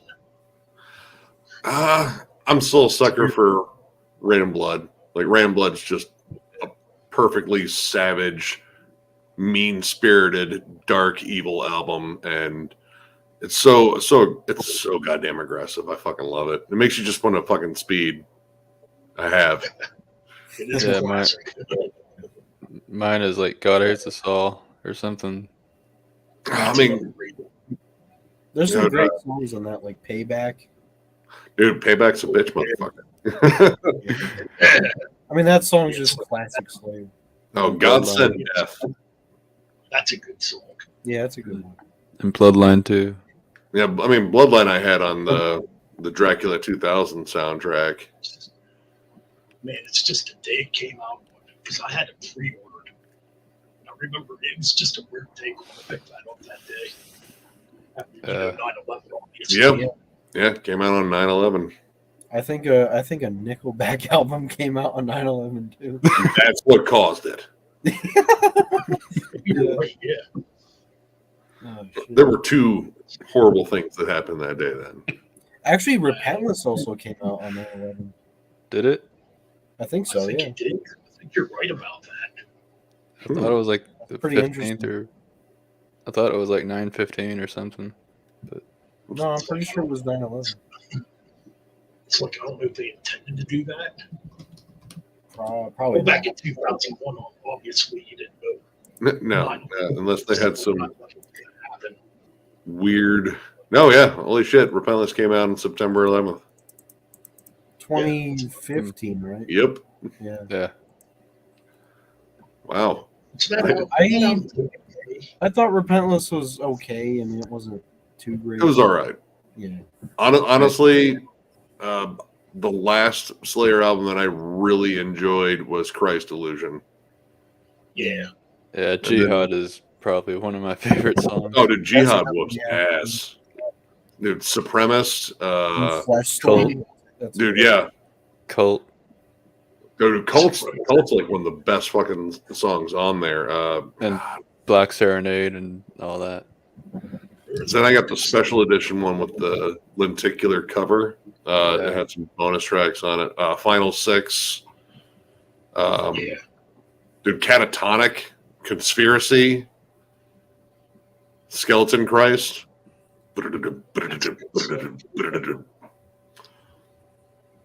Eyes of the Yeah. Insane. That's a good song, yeah. Yeah, World Painted Blood had a few decent songs on it. That's okay. Psychopathy Red. Public Display of Dismemberment. Unit 731. Awesome song. Snuff. With Isn't that? the Dahmer song on it, or is that Divine Intervention? Wait, is what 213? Yeah, is that on Yeah. Divine Intervention? That's on Divine Intervention. That's a good song. Okay. That is a cool song. That's honestly one of my favorite songs on that album. One of my favorite leads is in Snuff. And I mean, Snuff's an alright song. I always was put off by the playing with dolls. Like, dude, Yeah, that's call it literally anything else. Like, I would know it's creepy. It's a reference. Like, yeah, I know, but you're Slayer, and you have a song called "Playing with Dolls." Like, right. come on. That the production on that album, like it's too loud. And it's the Rick Rubin kind of brick wall sound and like super compressed and all that shit. Yeah. Yeah. Rick Rubin looks like a dirty hippie to me. Didn't Rick Rubin produce Rain and Blood? Yeah, he did. I think he also did South of Heaven. Yeah. And maybe Seasons of the Abyss. I think he did things too, yeah. He was at the AEW pay-per-view. He also did Christ Illusion. Something cool I found on Metallum, actually, one of the former bass players for Black Dahlia, Bart, actually mixed Christ Illusion. Huh. Yeah. Speaking of Slayer, Show No Mercy turns 40 in a couple of days. Dear God. Damn. Hard to believe. On December 3rd, I think. I'm not too familiar with that one. Show No Mercy is good. It's their Venom worship album, but it's a great album. Yep. I think the first one I heard was like Rain and Blood. Either Hell Awaits or Rain and Blood. It's kind of weird. The first Slayer album I heard in its entirety was Seasons of the Abyss, but the first Slayer song I ever heard was Evil Has No Boundaries on a thrash metal compilation cassette tape. This might have been around 88. I think the first Slayer album I heard in its entirety was South of Heaven, but in terms of the first Slayer thing that I owned and listened to was the Haunting the Chapel EP, and I listened to the shit out of that. Yeah. It's probably still Chemical my Warfare. favorite. Hell yeah. I mean, dude, Chemical Warfare. That's my all-time favorite Slayer song. Chemical Warfare. Fucking love it. I mean, the title track's badass too, but I mean, Captor Yeah. 10. It was a good shift. Like, you could tell that they were coming in their own on that one, in comparison to Show No Mercy, where it was like, all right, this sounds kind of like, well, a lot like Venom. But yeah, and then Hell Awaits dropped, and it was like, oh, this band's evil as shit. Venom with, like, Dude, Iron Maiden. That intro in Hell Awaits is, I don't know what that is. It's just, I forget what he's saying. He's just saying something they recorded it backwards. Is it Join Us? It sounds like he's saying Join Us. I'd have to look it up. It's something like that, but yeah. And then, they just looped it, and then you get that just amazing fucking opening. Like, I love that opening riff. But like sounds like At Dawn They Sleep. Yeah, that was just like, all right, this is almost proto death metal right here. See, that's what I was thinking too. Like, it definitely influenced a lot of death metal. Oh, Crypts of Eternity, Praise Hardening, of Death. hardening of the arteries. Oh yeah, Praise of Death, Necrophiliac. It's such a good. The Necrophiliac's catchy. That's Oh, yeah. It's got a good fucking melody to it. Yep. Here, give me a second. Be right back. All right. Well, Yeah, Slayer is one of those bands that you can't recreate. No, Yeah. absolutely not. Yep. So part of me's kind of excited to Kerry King's coming back. You know? Yeah. And I mean, it's still going to sound like Slayer. I can't see it sounding like anything else. Yeah, all the crazy whammy dives and all the. Yeah. I'm just curious. I'm just curious if he's writing new music too. I mean, because obviously they're going to play all his old Slayer songs. I wonder if he could still play them.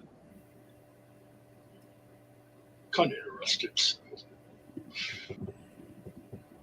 Should definitely be pretty cool, I think. You know what's funny is when I listen to Angel of Death, I hear the fast part, then it gets into the mid pace. Postulates to me to hate the way that I want you to die. Slow decay. The fucking song. Yeah. But when it starts to get into the fast part again, I just give up. Yeah.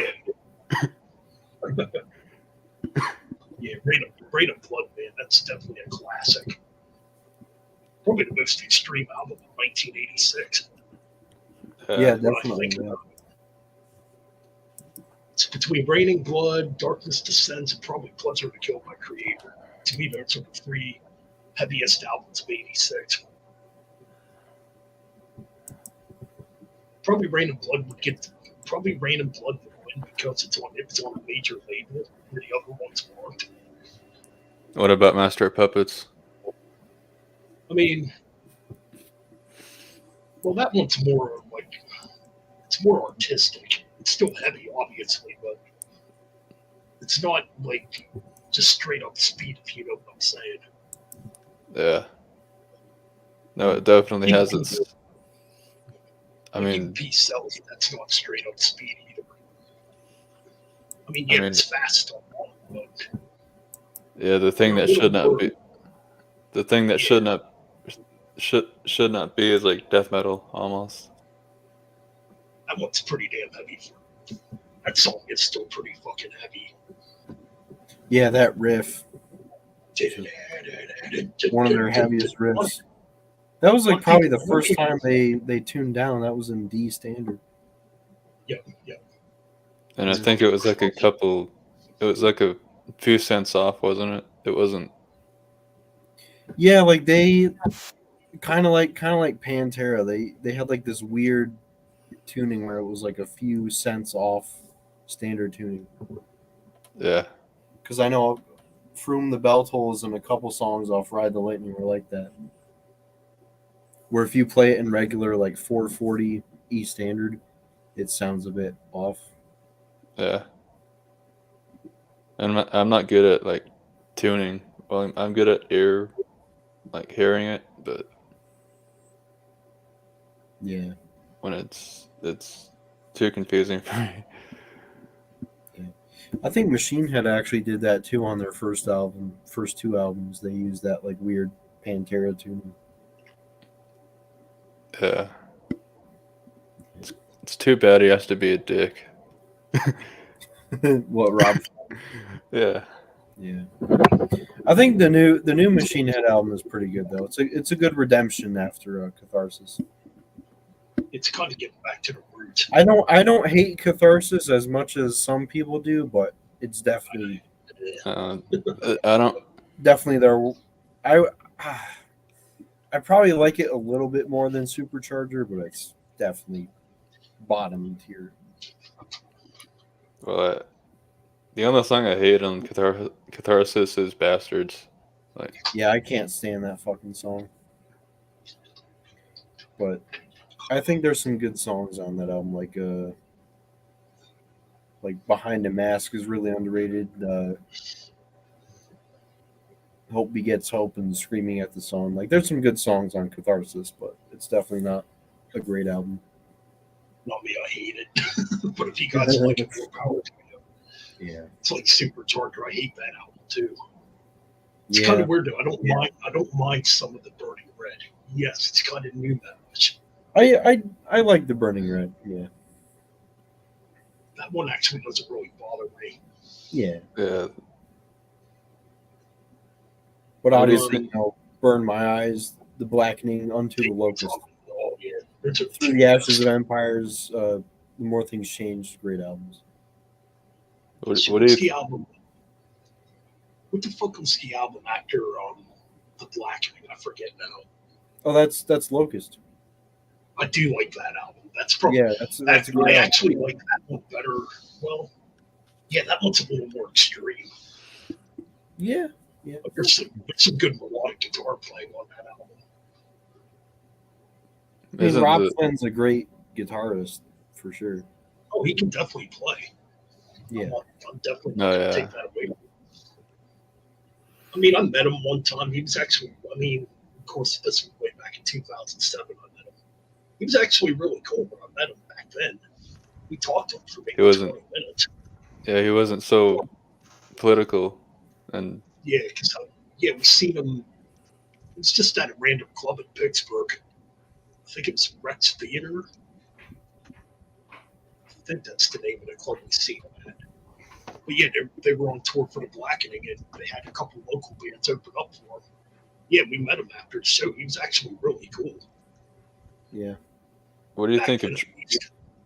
what do you think of Triple Beam? That song? Ooh, no, Nah. not good. Yeah,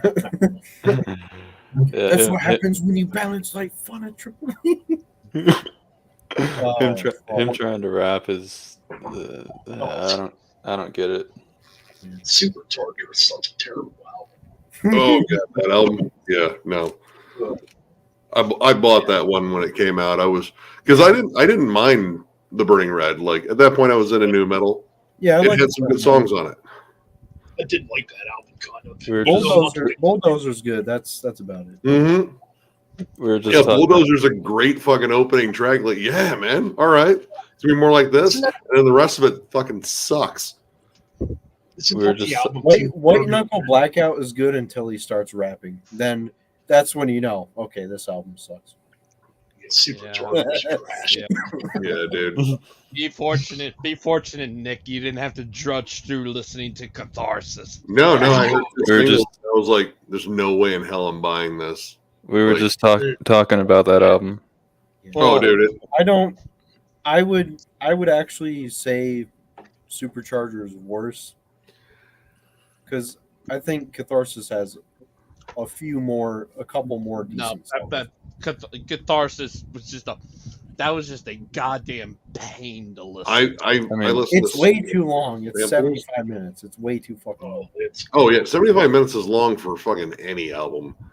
And I listened to snippets of tracks, like out of morbid curiosity, and I was like, man, there's so much no going on in here. Like, just no. yeah, Like, it's why? What made you think this was a good idea?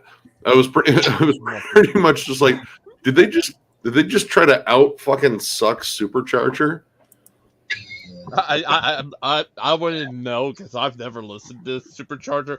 No, If I'm hearing from what y'all saying, I might just laugh at that thing. It might be one of those. It's so bad, it's funny. no, it's cringy. It's just cringy. Like, I mean, I don't know. Hopefully he gets out of this pattern, but yeah, like Rob Flynn had this pattern of like release some really good albums, diminishing returns, absolute stinker. You know, get some cred back, do really well, back down again. So he looks like he's on the upswing now because the last album was good. Yeah, Mm. that's good. Hopefully he's finally learned. Like, dude, just don't. Like, if you get a wild idea and your buddy's going, no. Like- I know it's your band, but nah. It's like we get it. Orange Man bad, but we don't want to hear songs about it. 75 minutes. Yeah, Yeah, well, 35 minutes. Dude, like, stop trying to remind us, like, yo, I'm from the streets. Like, yeah, I don't fucking care. Dude, just yeah, man. give me some These decent drug songs. dealers wanted to kill me 30 years, bro, and I'm still upset They about don't it. even know who you are now, bro. You're in your 50s, man.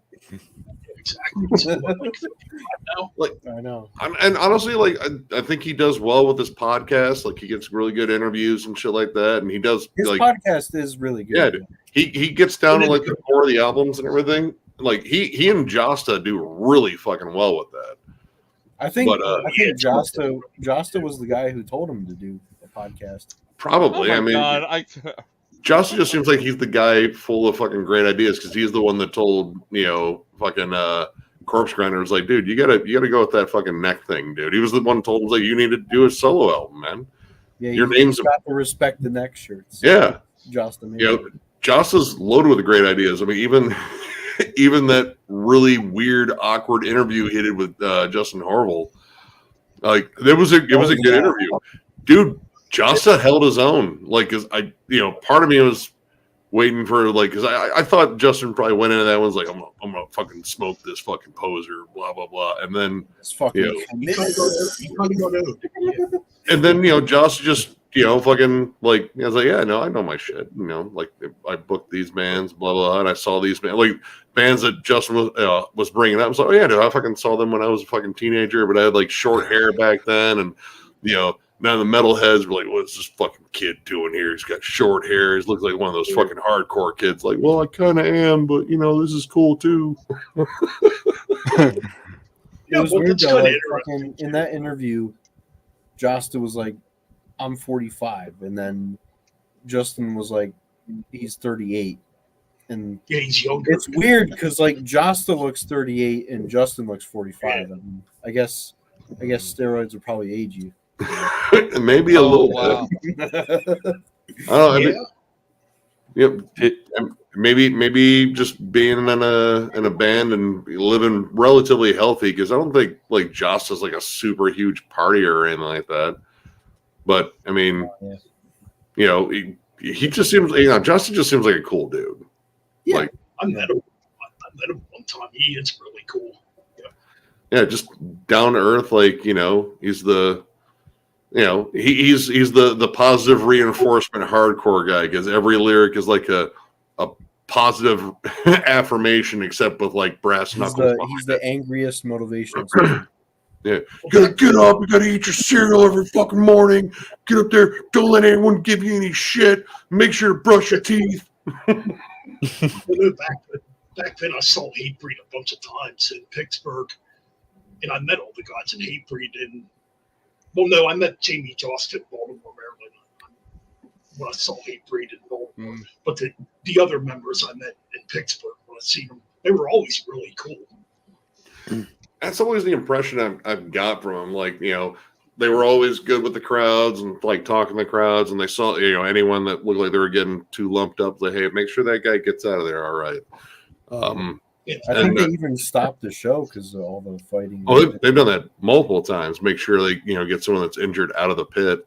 Yeah. I mean, a lot of guys do that. Like Matt Heafy's done that a lot. Yep. Believe it or not, I think the first time I really saw that, it was a pretty serious injury. It was Ozfest 2002, and it was OTEP.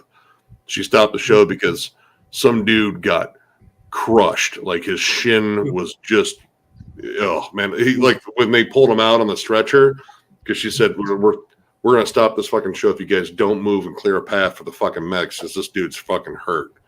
And we brought him by us, and this dude had a boot print in his fucking shin. Like, it was mashed. Oh my God. But yeah, to her credit, she stopped the show and made sure he got out of there, and was like, okay, like, now just watch out for one another. Like, you see someone fall, pick them up. Don't let them get trampled. And then, years later, she becomes kind of a bitch to work with. I saw on I was gonna Loudwire. say, she's another like Rob Flynn type scenario where just Orange Man bad. Well, yeah, she made a whole fucking album based on it, but here's the thing, like I don't think she's ever been that talented. Like, I mean, you look at the high turnover in her band too. Like, people are in and out of there all the time.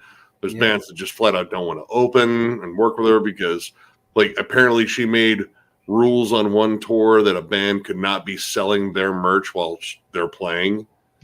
Oh, that's It was like, dude, what sort of fucking egomaniac horse shit is that? It's like, listen, you're up there doing your thing. We're out here to make our money and we're going to talk to the fucking fans and shit. Like, you can just eat a bag of dicks. Apparently she dropped like that cover album. Oh, God, dude, I heard some of those covers, man. That's I listened to the Purity cover, the Slipknot one. It was fucking terrible. Oh, I didn't listen. Which one did I listen to? I think I listened to. Oh God, I have to look up which cover she did in there because there was the one that I know I heard the Eminem one. It was bad. Oh yeah, that one's fucking terrible.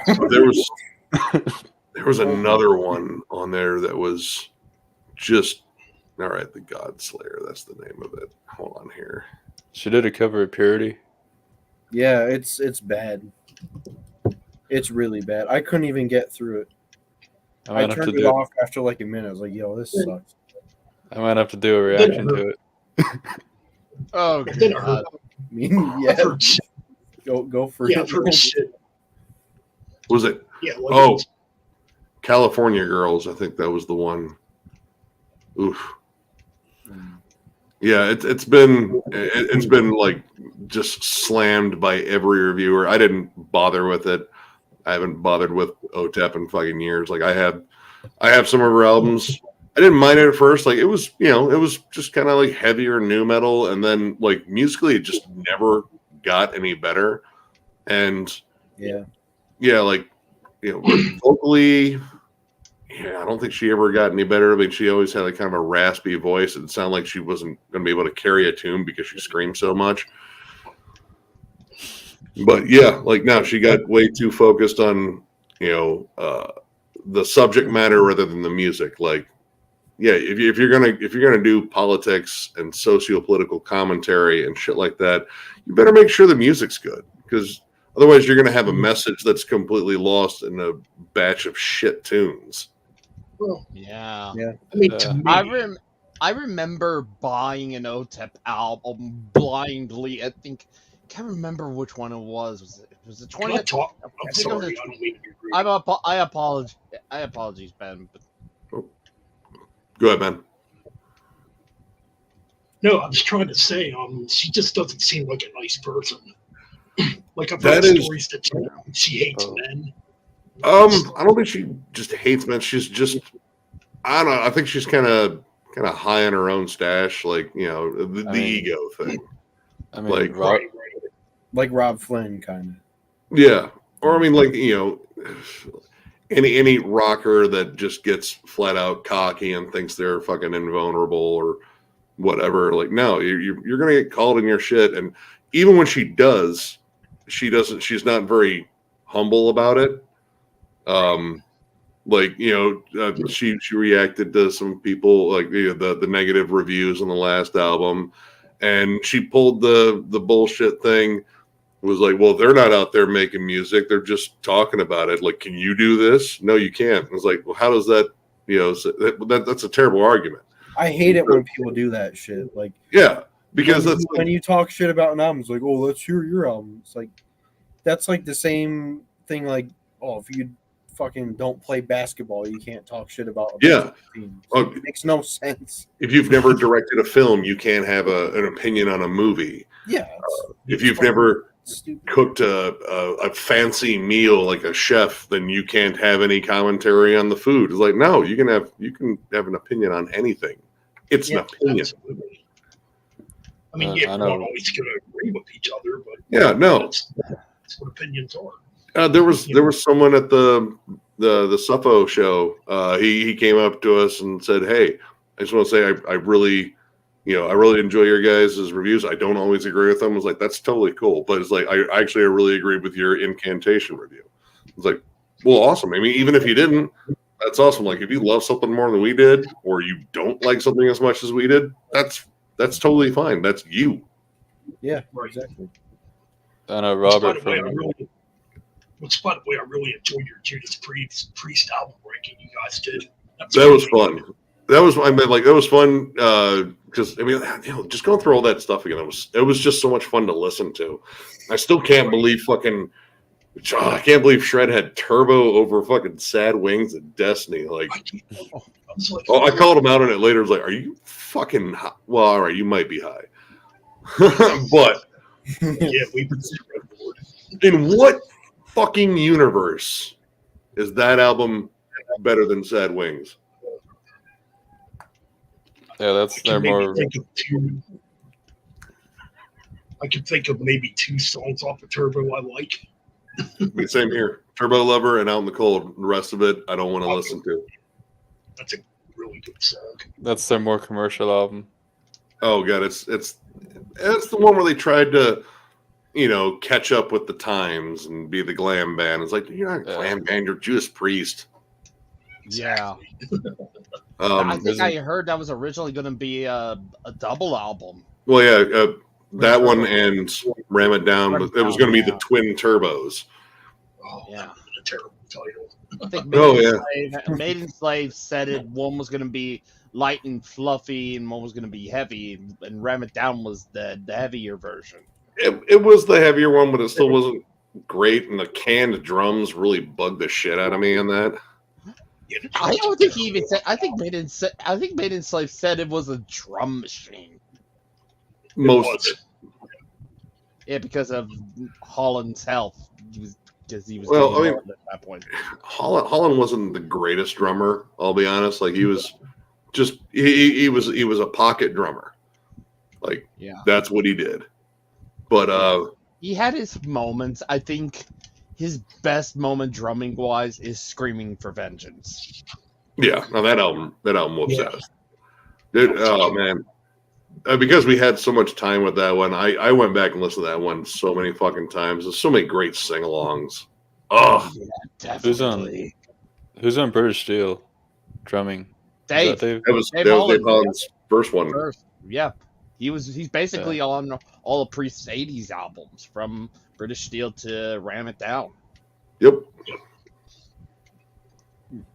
Technically, I Ram It Down. I like Grinder a lot. Grinder's a great song. Dude, Rapid Fire. That's a good one too. Proto speed metal on that track.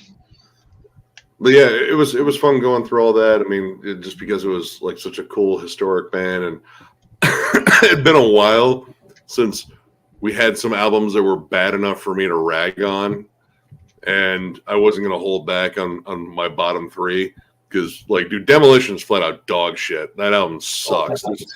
There's nothing good about it. Like when I was talking to Shred about it, I was like, I don't think it's like that bad. It's like, it is like fucking aluminum anus bad. What do you think is much worse? Ram It Down or Demolition? No, Demolition. Demolition's fucking. At least Ram It Down has. Like, all right, Monsters of Rock's good. The title track's good. Yeah. Oh, fuck. Metal the one that I forgot to bring up. Blood Red Skies? Blood Red Skies. There we go. Yeah. Those are still good songs. There's nothing good on Demolition. Like, it's a bunch of fucking bullshit yarling and, like diet fucking Fear Factory, bullshit groove metal. Like it's just bad. I'm not a fan of. I'll say this: Tim is better. Tim Owens is on better albums. Yeah. All right. My issue with Tim is he's so in love with vocal effects, like filters, phasers, and all sorts of shit, and you rarely get to hear him like on his own without some weird effect on his voice, and that has always been like a detractor for me, just in terms of Ripper. Like, and yeah, he's not Rob. Like, he doesn't have Halford's flair at all. But Yeah, like I don't mind some of the tracks on Jugulator. Like, dude, Cathedral Spires that's a great song, flat out. I'm not sure, but I think he got caught using Rob's tracks. Well, at least he outsourced to a better vocalist. Well, from what I heard in his band, Charred Walls of the Dam with Yeah, that I was have two other him, albums. and Richard Jason Sukoff. Christie. He didn't Yes, use. Sukoff, I've only heard a couple songs, but it didn't seem like he yeah, used Ghost a Town. lot of vocal Ghost effects in Town. that band. Yeah, I got Ghost Town is like, I love that. no, I got two of Actually- those albums. I think are the only two of them. I think they have three. Yeah, they have three. Yeah, I have the self-titled and Cold Winds on Timeless Days. Yeah, Mm. but that's like Actually, a I was just- super group. Him, Jason Sukoff, Richard Christie, and Steve DeGiorgio. Yeah, I mean, y'all let Ben talk. oh, go ahead, Ben. No, it's all good. No, I'm just sitting here kind of thinking to myself, if Judas Priest never would have got Tim Ripper Owens, another vocalist who I think would have fit Judas Priest is Ralph Steepers for Primal Fear. I think he actually would have been a better fit. Honestly, yeah, no one because I mean, Primal Fear was always transparent about their absolute worship of Judas Priest. Oh, So- yeah, definitely. So Definitely. what year did Demolition come out? 2001. Oh, that would have been Ralph when- was. And what year did Juggler come out? 96 or 97. Yeah, because I was thinking maybe Dickinson might have been. a good Um, fit. I mean, Dixon, he would have been doing his solo stuff. Yeah, that came out in 97 also, Accident of Birth. That's a good album. Yeah. Actually, both Dickinson and Judas Priest with Ripper were on the Bride of Chucky soundtrack. Yep. Yeah. Yeah, because they were on that label CMC International. Yep. Yeah. And then that label folded. But by the time it folded, they were. Oh, go ahead. No, I'm just saying, yeah, they were signing a bunch of like old metal bands, like even old classic rock bands they were signing.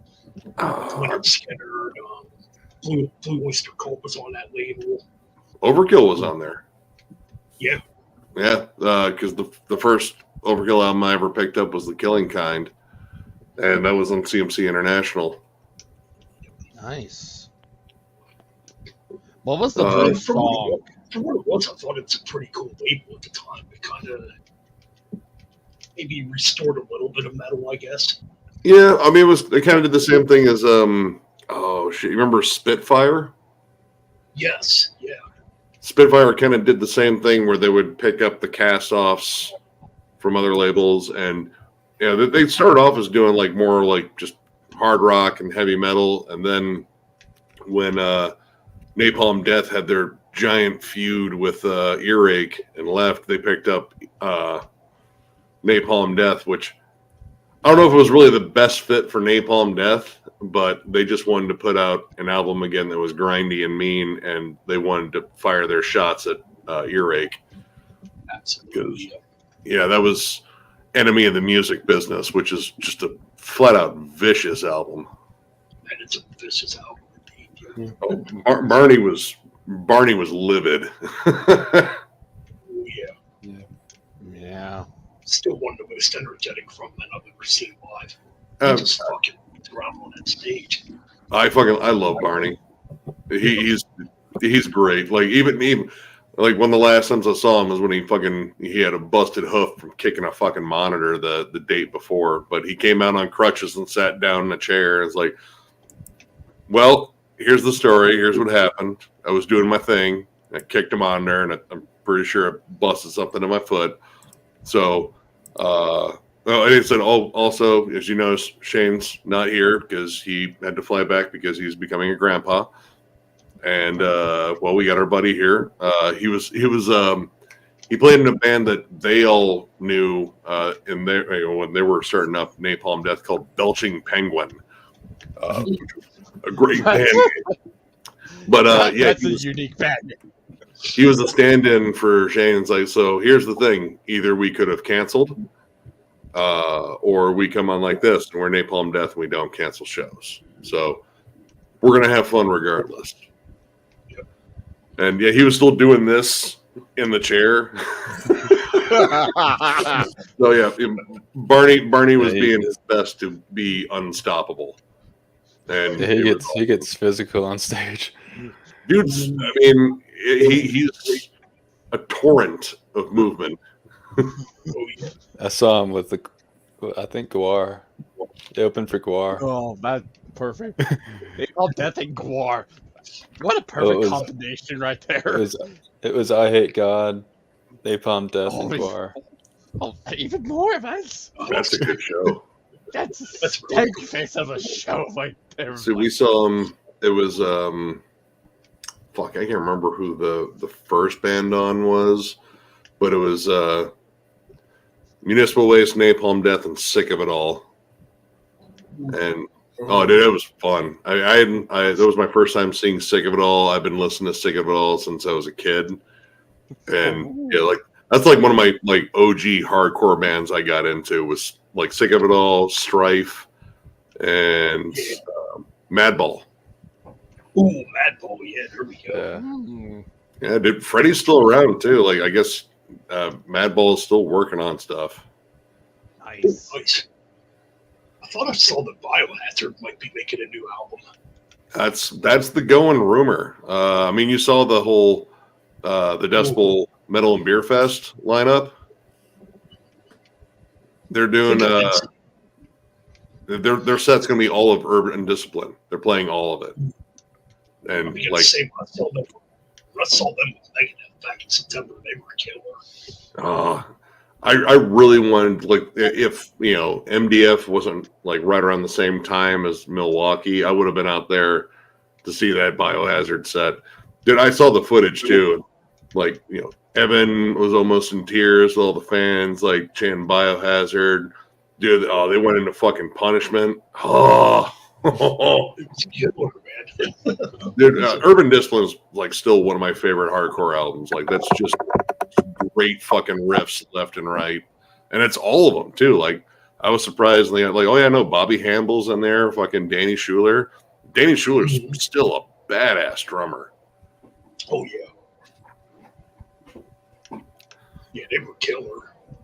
Yeah, like I said, they're doing all of Urban Discipline at the Metal and Beer Fest, and already got people asking me, "So you going out to that?" I was like, it's like right before fucking MDF, man, and MDF's fucking expensive, especially if I want to buy all the stupid shit I'm gonna buy. It's just kind of surprising because I thought it's just going to be Megadeth and Biohazard, right? Well, here El Nino opened up. Man, it's kind of odd. I mean, I didn't like. really, I want to say the last time I heard El Nino brought up, it was because of a lawsuit. Ooh. Because there's technically two different versions of it. Because I guess the drummer of El Nino is the guy that owns the rights to the name, and I guess he's like notorious for being a fucking like shitbag and scamming people and shit. But I heard about that, yeah. Yeah, They got so a new guy a while ago. Like, Christian's not in a band anymore. well, he's doing his own version of El Nino, but they can't call it El Nino, so it's got some other name. But It's it like also has Lions something. something like that. I can't remember what it was. Aru Luster's in the band. He used to be in El Nino. Yep. And Machine Head for Burning Red and Supercharger.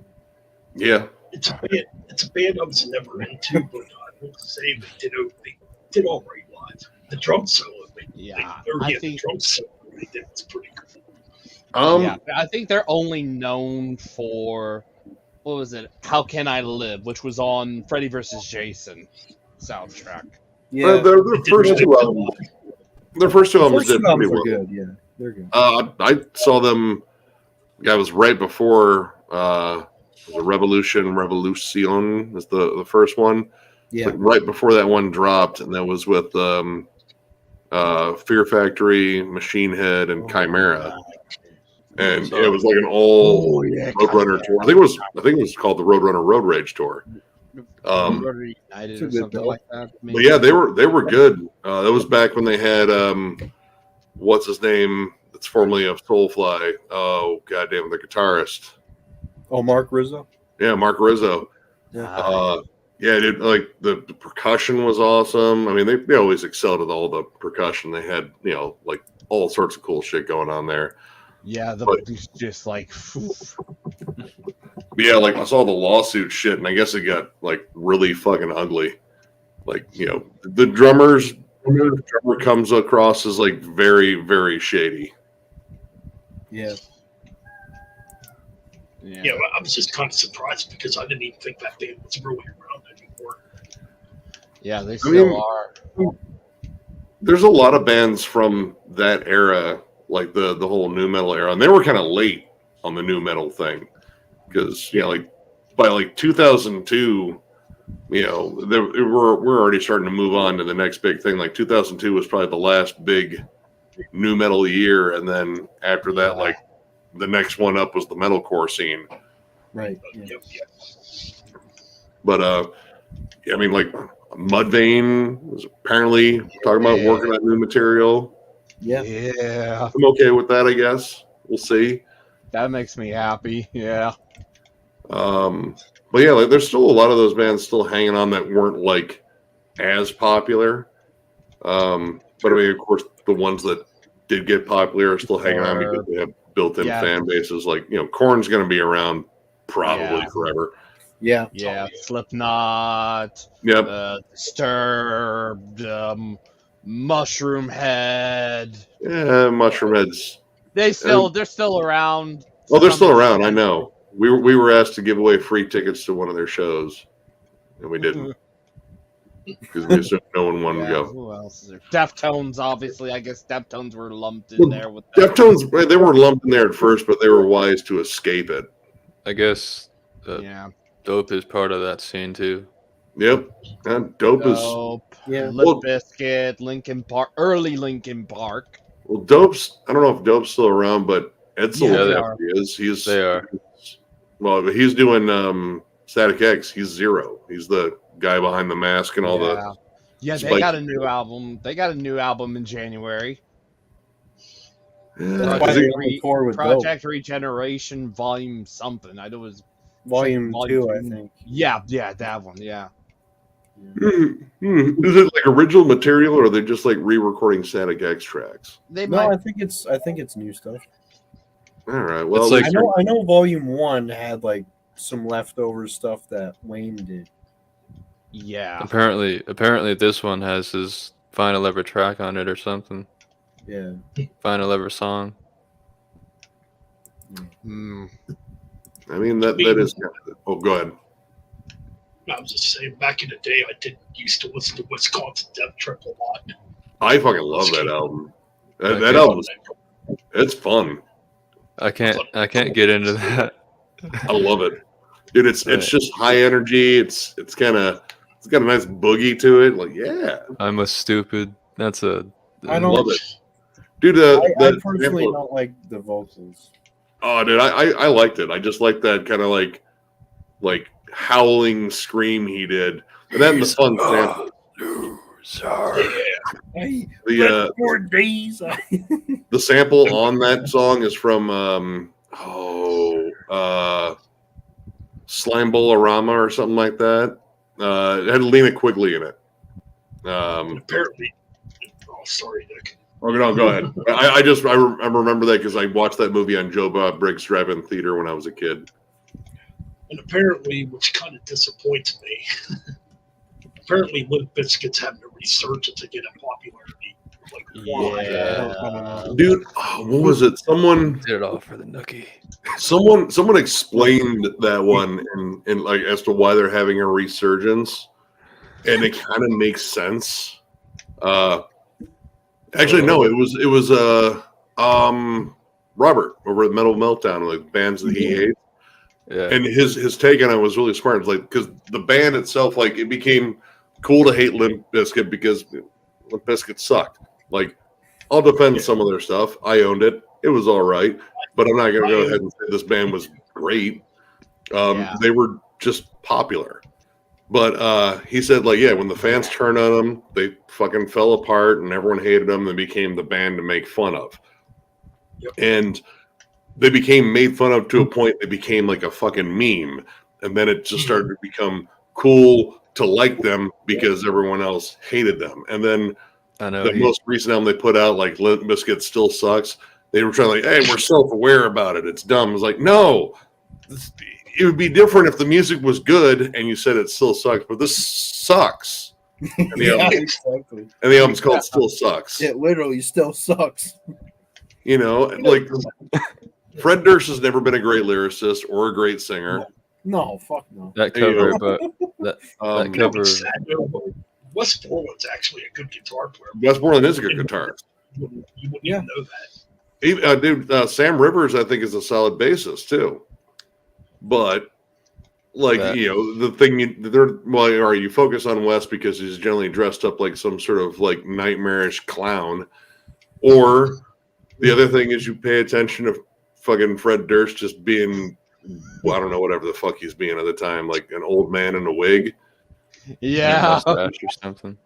Doesn't I don't know, have a but yeah, it went full circle. It went from like, yeah, fuck this band, they're a bunch of losers and blah blah blah, and like, oh, people hate them too much. Now we should like them. I don't know. It's a weird human psychology thing. But yeah, He went off on like Ronda Radke. Robert did. Oh, dude, Ronnie Radke's trash. That fucking that. Yeah, oh, he's a God. piece of shit. Dude, he's the most toxic individual ever. Like, nothing gets under my skin. It's like literally everything gets under your skin. Yeah. If nothing got under his skin, you wouldn't be posting it. Like, Yeah, all this- Exactly, yeah. dude. When I was in one of Robert's chats for one of his game nights, and we were just making fun of Roddy Radke. Is like he says, like, you better be careful, man. He might be watching right now and see fucking you're talking shit. It's like, fuck. I'll take care of Bring it on. it because he does. He looks for people that talk shit about him, and that is just toxic. he Like- called out Eddie Trunk one time. Oh yeah. You remember that? Yeah, dude, I mean, like, legit, he's had, like, flat-out personal beef with tons of people, including Robert. Like, Robert's got into it directly with Ronnie Radke, I which... think he mentioned that in this video, too, yeah. Oh, yeah. Dude, he's covered, was it Falling in Reverse is the name of his shit band? Yeah. Yeah, he's covered him multiple times. And, yeah, and, dude, he just... The fucking sycophants and fucking weird-ass... fan cult that he has, they just like, we're gonna mob him. Not to mention, I think he's dating former Saraya. WWE superstar Paige Saraya. Yeah. I'm like, Well. I feel so sorry for Paige having to see all of that. Like, I mean, I'm like, she's Well, hot, so She doesn't she have the could- greatest she could do better. reputation. Dude, he looks like he fell asleep at like every fucking party and they all drew on him with a Sharpie because now he's like completely blacked out, like his neck, and I think like some of it around here too. wow. Like he yeah. added to his hairline. Yeah, and his I wouldn't be arms, surprised too. if he got a tattoo on his forehead. I wouldn't be surprised. He's looking like he blacked out his arms Yeah. completely. I don't know. That dude's Which just way? a toxic individual, and he cultivates toxicity in his fan base. Like, at least with like the Sleep Token fans and shit like that. Like, all right, you're kids. You're just obsessed with this. It's something new to you. Yeah, But I've that's lived long enough to definitely- have seen this shit before. Yeah, examples: Celtic And- Frost, Gorguts, Deathspell Omega, Blues Off Nord. Well, no, Sleep Token doesn't sound like any of those. It's just new metal with gent breakdowns. But yeah, no, like their fans were they weren't nice, but I don't care. We don't care to, yeah. Like they weren't like hyper toxic. Like, the fucking Radke fanboys, like, I don't know, they all see themselves, we're all fucking alphas. Like, really? You're all licking the same pair of boots right now. That ain't alpha shit. Right. I don't know. Like it's certain fan bases are, because he did. I want to say Robert did a video with Metal Trenches and Mad Mike about like toxic fan bases and shit. And I forget which ones he brought up, but there were some. Of course, they got into black metal because you got to get into that one. Yeah, we all know a person in that. Oh yeah, The Zum Zum, as J Dog calls it. Zum Zum. Oh, But In fact, Mad Mike did a spoof of another YouTuber that I'm not going to mention his name of, and I just laughed my ass off. oh, dude, I saw that one. I saw it when he premiered it. That was great. I saw it when he premiered it. I was like, dude, did he? He did. Dude, all right. And Have you seen Mad Mike's documentary on fucking Seth Putnam, though? I watched some of it. It's pretty good. It's like the best fucking thing. Yeah, it's good. Like, all right, Seth Putnam was like a world-class piece of shit. Like, I vehemently disagree with so many of his stances. But it's weird because I honestly kind of respect him for being at least a mask-off piece of shit the entire time. Like, he didn't duck and hide. Like, no, fuck you, fuck your mother, fuck your dog. You know, I hope all of you get AIDS. Like, that's the kind of shit he would just say. And then he would throw up like a Hitler salute after that, just for good measure. Like, I think, he's scummier in hell for doing all that shit. But at the same time, it's like, you know what? At least you're not trying to fucking hide. And in terms of being like, because like, it was a cool documentary I watched about grindcore, and there's a whole section on there about Seth Putnam, and it came from like they talked to like various people about him. It's like, some people says like, I don't know if he was ever serious about any of that. He was a troll. Like, he was just out to piss you off all the time. And then there were some people like, no, he was pretty serious about like some of that shit in there. Like he was kind of a giant anti-Semite. But yeah, like listening to people's different takes. But that whole thing that Mad Mike did was fucking brilliant. I watched like maybe 40 minutes of it. Dude, honestly, that's like one of the best like documentary style like retrospectives I've seen recently, and dude, it was fucking hilarious. It's like, Wait. I wish I had. Did you say? I wish I had the talent to do a documentary like that. I don't even have the editing skills for that one. I would be busy fucking laughing my ass off and saying some of the song titles, like because I mean, dude. I can't even find anal cunt stuff on that. Well, they're not on. The archives. You have to look up Seth Putnam individually because you'll get his appearance on Great Southern Trendkill at least. Well, I never knew he did like a spoof black metal project till I watched that. Dude, and how he did it was brilliant. Like just he just slapped his knees while they played the acoustic guitar and that's it.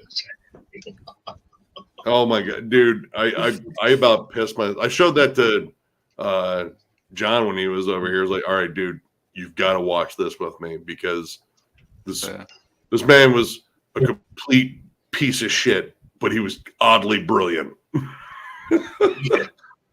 Dude, the acoustic album he did for AC. Oh, what was the name of that one?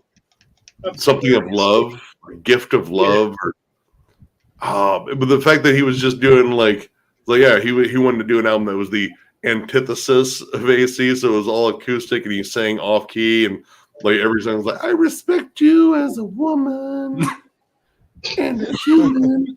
It was like he's lying, of course, but you know. Yeah, hilarious. It's been one of my favorite things. Oh, the Picnic of Love album. Picnic of Love, there it is. Yeah. I think when John left my house that night after watching that, I was like, I'm gonna listen to that on the way back to my house, and was like, well, don't laugh so hard you careen into like a fucking building or anything, because that shit's hilarious. I think in the last song he just randomly starts like doing his signature screeching. I mean, I don't own like I could have picked up AC. I remember seeing it on the fucking CD shelves. And they're like, "Oh, wait, what is that? What's going on with that logo?" Oh, Oh, all right. yeah. But I was like, I don't know. And then I read the song title. I was like, oh fuck, what the hell? I mean, he's right about Chris Barnes. Oh yeah. Yeah, definitely. I did get Total Fucking Destruction though. Have you heard of that band? That's the other members that played. Well, I think one of the other members that played in AC, and then it like is this new grindcore project. They're actually really good, but they do reference stuff about AC in there. Like I think one of them has a song, and one of the albums has a song called "Seth Putnam was wrong about a lot of things, but he was right about you." Oh my god. No, I've never heard that. Oh man. I mean, did the whole like his whole story about Chris Barnes too? I was like, yeah, no, that kind of lines up. Yeah, makes sense. I have to watch that part. Oh no, it was The feud. he went to a 6 Feet Under show and trolled Barnes from the crowd and was just like yelling at him like, "You fucking suck." Cannibal kicked you out because you suck. And like Barnes came up to him all like, "You want to fucking fight?" He's like, "Yeah, no, I do. Let's go outside and fight." And then Barnes just had like this roadies and shit kick the shit out of him. And then after they were done, Seth, all bloodied up and everything, like got some kid to say like, "Tell him I'm still waiting on here, and if he wants to fight, I still want to fight." And Barnes naturally declined. It was like, yeah, because he was still like, "No, I don't give a shit. Your buddies kicked the shit out of me. I'm gonna fight you." And then Barnes didn't. Yeah, he fucking fled to his tour bus. Yep, Yeah, smoke some pot, probably. classic move. Yeah. Yeah. But yeah, that's one thing I got 100% agree with Seth Putnam on is Chris Barnes is a pussy. Yeah. Yeah. Did you say Mad Mike? Did you say he did another video the other day? Or, Did he? I don't know. well, I thought you said he did, but No, he did one. He was part of a panel with Metal Meltdown and Metal Trenches. oh, And they were talking about like most toxic fan bases. I didn't get a chance to finish that one, but I think they were on Burzum and kind of like black metal in general. But yeah, no, I mean, black metal's definitely got the most edgelords. And yeah. I mean, the ones that always stood out to me in terms of like the fan bases that just they take it way too seriously.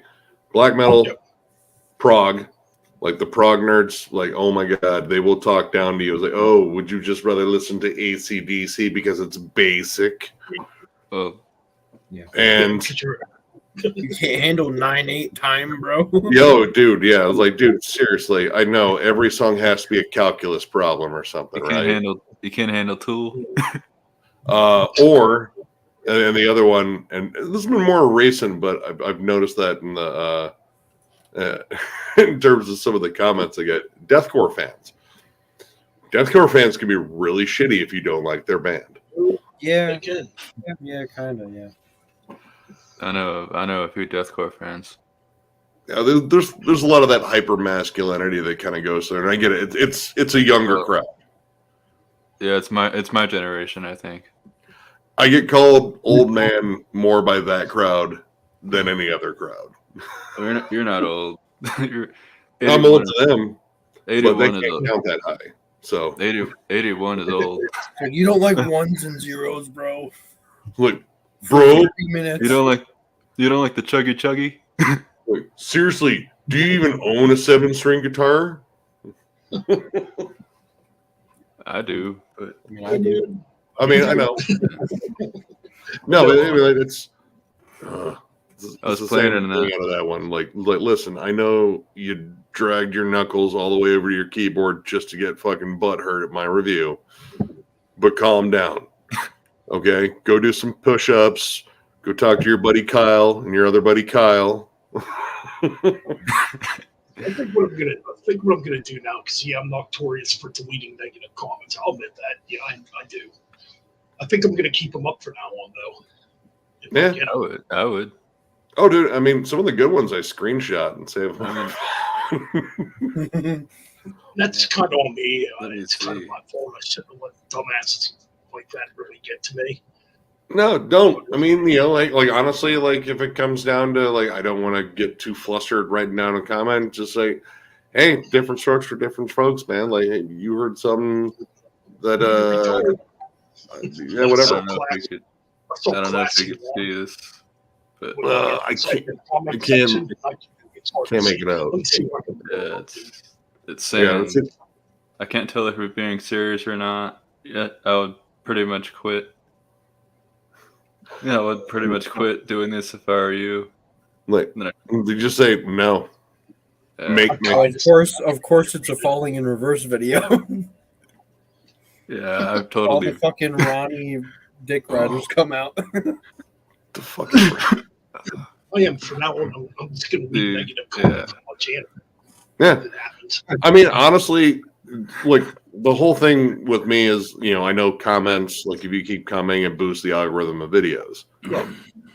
So if they're going to be shitty, I'm going to get them mad, and they're going to keep commenting. And then after they reach a certain point, I'll let them know. It's like, like, well, you're just stupid. It's like, not as stupid as you, because you've literally been doing exactly everything I want you to.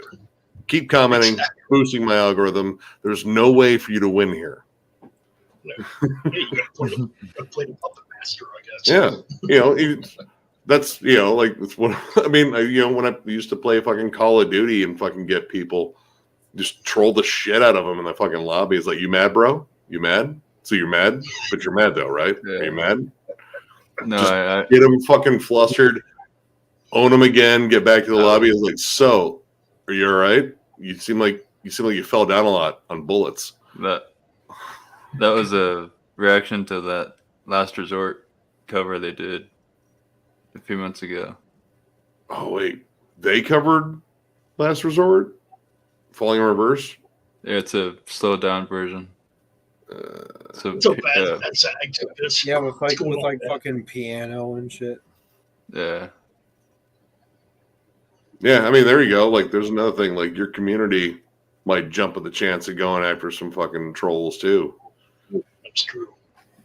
Rarely is my community as quick on them as I am, but they have jumped in, and it's been pretty fun. And I wasn't even that mean. I still get people commenting on I the could have. last 6 feet under one. Had a new one for Sleep Token a little while ago. Got a new one for Thy Art is Murder today, saying, what do you say? Let's see. Let's see who responded. Oh, CJ was right, bro. you aren't qualified to review this band. So I responded, LOL. How so? Please elaborate. Now, hopefully, this person knows what the word elaborate means, so we'll actually elaborate. But so far, all quiet. Or if they just call you dumb names like weenie or just dumb shit. Yeah, I mean, Like, that's the best you got. like, dude, yeah, whatever you got. Come on, hit me with your best fucking shot there. Right. So yeah, I get it. I get it now. You gotta have fun with these people. Yeah, I mean, yeah. having fun with them. There are always going to be people that are just out to shit on others. So, I mean, shit, dude, I was picked on in fucking high school and shit like that. And Yeah, I just, you grew a thicker skin, and, now you have a chance to put them on display. So, I mean, if you can get them to fucking just completely lose their shit, it's like, hey, unless you delete this comment, which is a victory for me, it stays up here. And I'm already taking screenshots. And we're all having, like, because I'll just tell them, like, dude, I show these to my friends, we all sit back and laugh at it. So you know, Exactly. Yeah, I was picked on for having long hair in high school. I was just picked I on got because I made fun wasn't of. good. I mean, I got made fun of too. I'm not Yeah, gonna sit here and say yeah. that I wasn't I mean, popular. I never cut cared it. to be popular. I cut it every few years just because it gets in the way of I mean, I stuff. get that. Yeah. Yeah, That's kind of another teenagers are thing. shitty. Yeah. Oh, absolutely. Well, I that's just kind hate- of another thing. I mean, I guess when I was younger, I was more judgmental towards it.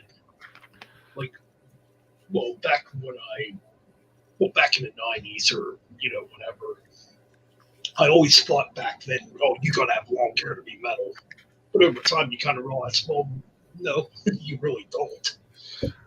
No, I mean, like you're not the same person you were when you were like 17, I mean, or yeah, even like. I'm much, stupid back. I mean, I'm so Yeah. much worried.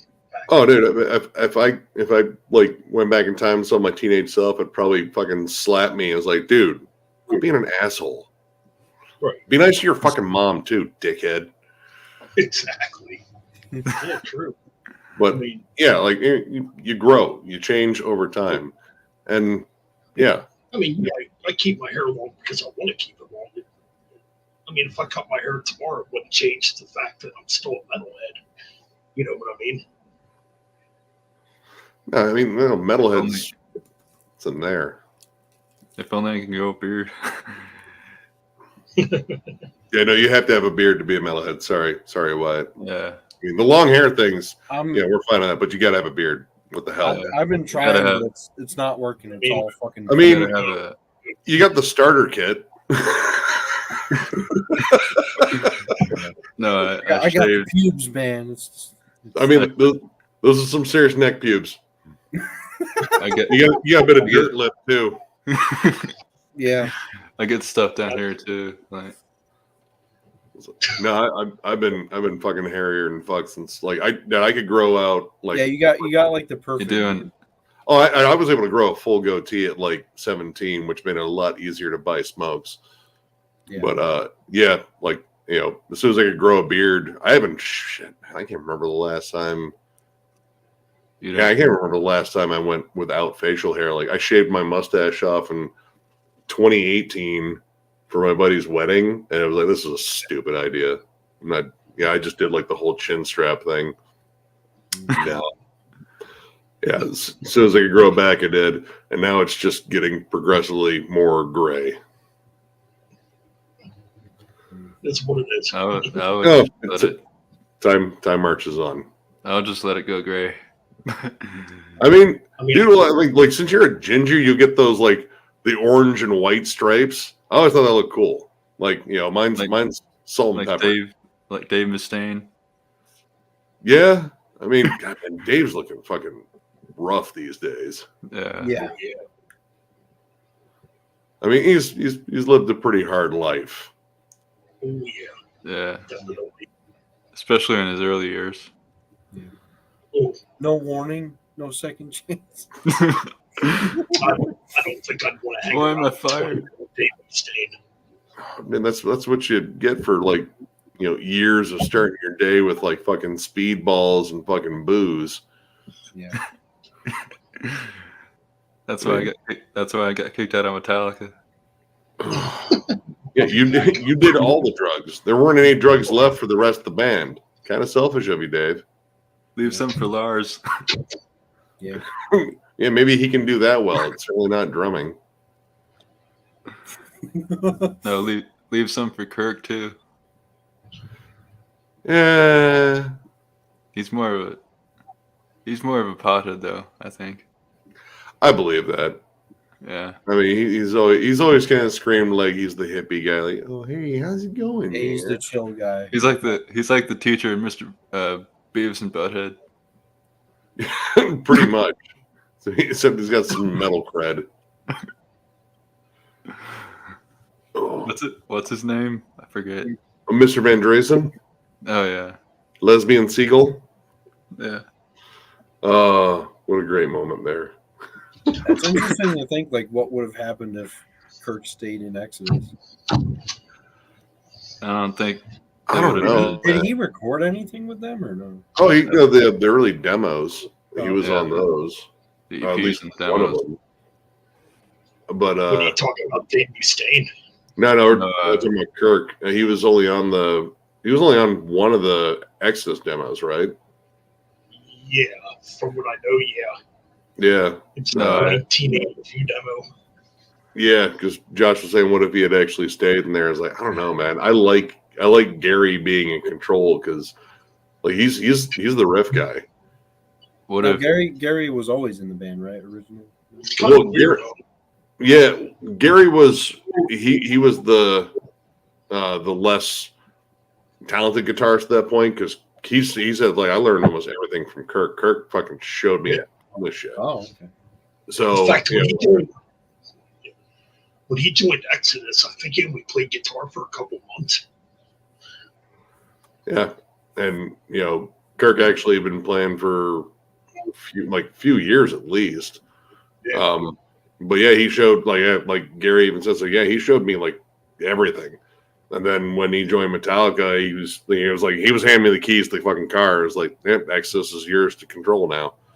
But what started this whole conversation was I said Kurt reminds me of the teacher in Beavis and Butthead. Mr. Van Dreisen. Okay. Beavis, Butthead. That's kind of weird because I think Kirk Hammett's the one that actually started Exodus. Yeah, Oh, him and he was. Tom Hunting, the drummer. Yeah. Dude, Tom is as good as ever, I think. He's a fucking beast on drums. Oh, hell yeah. 100% agreed. Even with its health. Dude, I saw him with Testament and Death Angel, and dude, he even got up and fucking showed the scar and everything. It was just like, fucking way to go, man. Yeah, I was like standing up. There's a landing where there's seats, and he asked if I wanted a beer. See, I said no, Sorry. but that was cool. I only saw Exodus twice, but it was with Rob Dukes. I'd never seen him with Centro. I thought they only were still killer. that show was the first time I saw Exodus. I'd not seen him. That was actually the first time seeing Death Angel too. And yeah, I've been a Death Angel fan for fucking years, dude. Yeah, they were so all three bands were so damn good. Yeah, I think Exodus was the heaviest. Exodus closed their set with Strike of the Beast, and I watched people just get trampled. I have a video. I should send it to you. We could add each other if you want, but yeah, it starts out with the Wall of Death, like. Yep. Dude, I saw shoes, like feet go up in the air, like as soon as they broke into it, like collision, and then there were feet. Like someone got upended, and like, oh, I hope that dude's not dead. Yeah. But it was Detroit, so it was distinctly possible. And that show was actually, it was the day after Trevor died, which they dedicated the whole night to him, like every band. But yeah, dude, like I mean, it was awesome, but at the same time, like there was just this cloud kind of hanging over because it was right in Detroit too. It was like, man, I think the craziest crowd I've ever watched was at Exodus, Death Angel and Testament show. Dude, that was a wild crowd. I mean, I've seen some wild crowds. I think most recently this year was the crowd at fucking Full Terror Assault because they were all stoned on mushrooms and drunk. Like they were all fucked up. Speaking of Exodus, I'm actually thinking about redoing my album ranking on Exodus because I did it way back in like 2020. In my opinion, it's definitely changed on their albums since then. I'm still good with mine. I mean, I don't know, like I moved up the last one a little bit because I was like kind of so on it initially, but going back and listening to it, I was like, this has got a good bite, but it sounds vicious.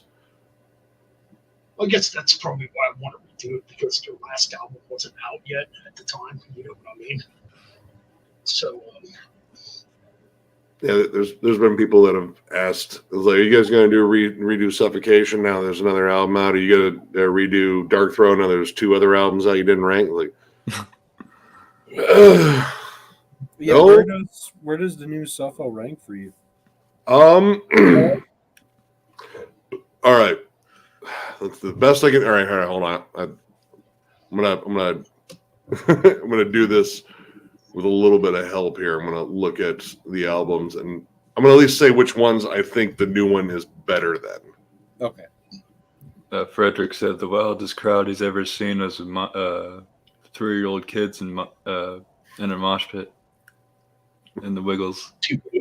Were you working security? All right. I think it is better than Blood Oath. Okay. I like it more than Despise the Sun. All right. Better than Of the Dark Light. Yeah, I would say so. Yeah. And I'd say it's better than Souls to Deny. I don't know. I don't know if it's better than Pinnacle of Bedlam. Self-titled is that's a tough one to beat too. Yeah. Um, I personally wouldn't say it's better than Souls, but I agree on every other one you said. It sounds way more energized and like reinvigorated than Of the Dark Light. I'm still not the biggest fan of the production. Like, it's a little too compressed. You know, I mean, it's Chris Donaldson. It sounds like the last Cryptopsy. There's a little more low end in it though, because like the last Cryptopsy was very thin. See, the new Cryptopsy. I listened to both of them in my car, and I got like a big pair of 10s, and I make sure the bass is up because I love that double bass, just like the avalanche. And I don't get that with the new Suffocation or the new Cryptopsy. Like the bass drums are super compressed. Yeah, but I still think it's good though. It's mostly about the music, and it's back to being tight and aggressive. Like, there were some people saying it's like the best one since Pierce Within. I was like, I don't know, because Pinnacle of Bedlam's a badass album. But yeah, like, and the self-titled, like Entrails of You. Oh, dude, Kill. There it is. That whole album whoops ass.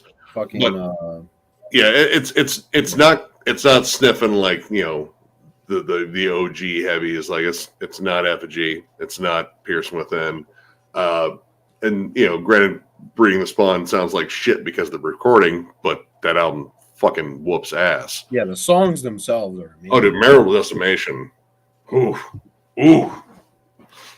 But yeah, no, I like it. It'd be kind of like at this point middle of the pack, but it's a damn good album. I mean, it's got a good chance of making my year-end list, as well as a lot of other death metal albums this year, because fuck, dude, this has been a death metal year.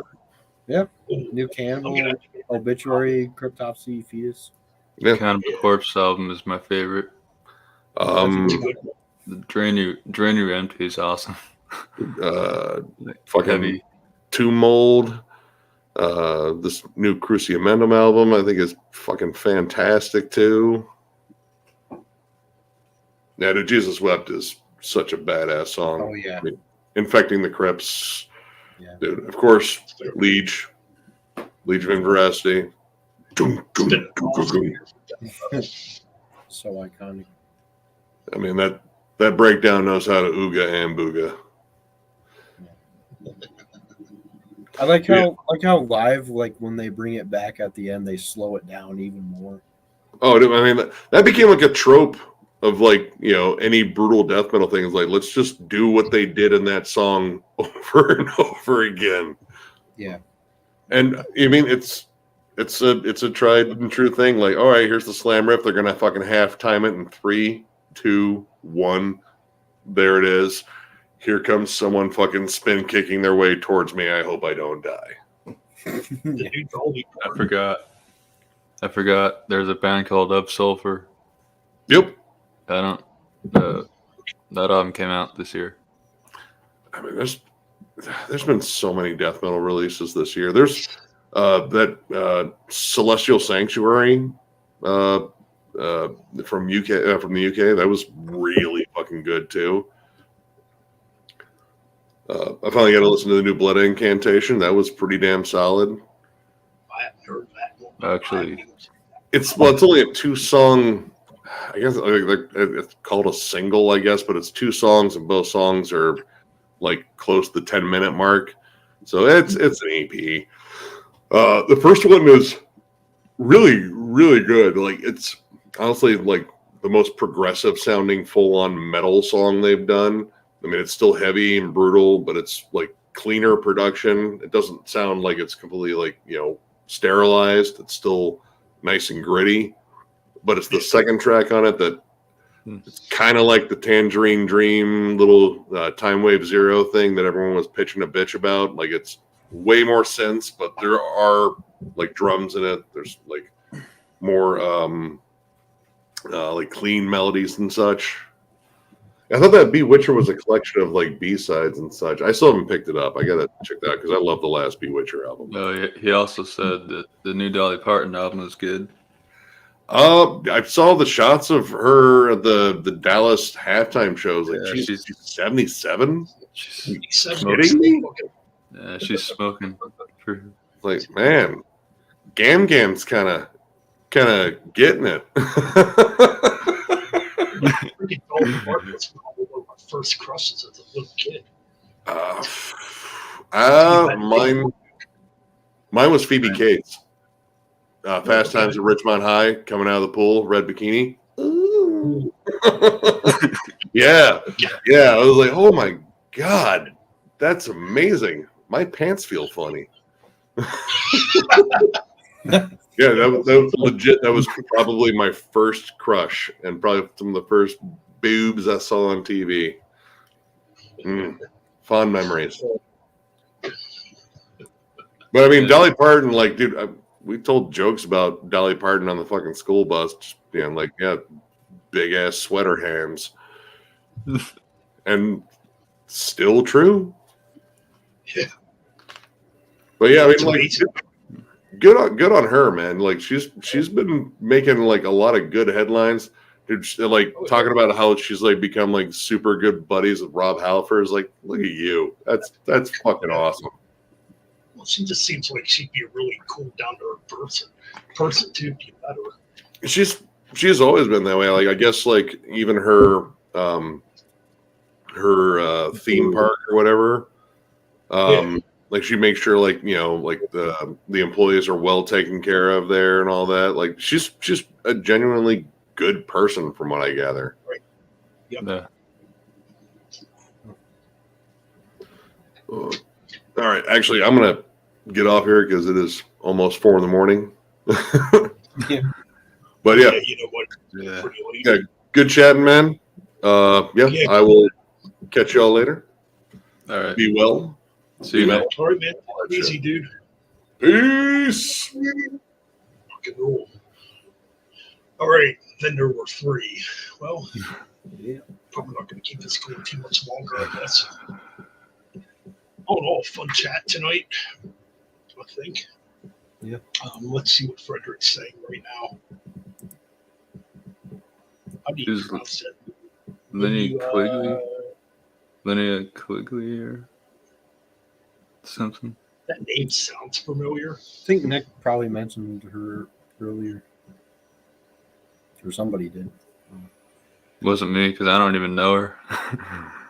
Yeah. Hey, dude, we all have crushes. Yeah, mine was like Dora or something. Ooh, Dora. Blonde Holy like shit, that. she still looks good for her age. Do you know who Dora was, Josh? I don't know. Dora Pesh, Warlock. You probably don't, but Yeah, I'm not. yeah. She's like 60 and still looks good. Or close I to did 60. see those Super Bowl pictures of Dolly Parton. Yeah, she looks pretty good for 77, I think. I put up a post on Facebook last night. I was a little drunk when I posted it too. What did I say? It says Dolly Parton. Holy fuck! Let me look it up. I thought I saw something. Was it in the group? It's true. No. It's on my main Facebook. Oh. I got rid of the Metal Bandits Chronicles group or what. I just don't care to do it no more.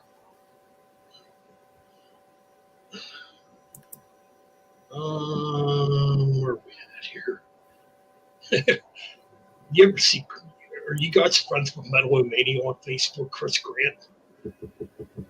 I've seen his profile, but I'm not. I've heard of him, but I'm not like friends with Oh him my on god! Facebook. Friend requested. He posts some really funny stuff on Facebook. I think I might do that right now. Yeah. You're not even friends with Nick on Facebook? I thought you were. No. I sent him that. Did you see that Amon Amarth cover? Ben? Yeah. Or which one did I check out? I posted a short too, but No, maybe I didn't see it. I did see one of yours though.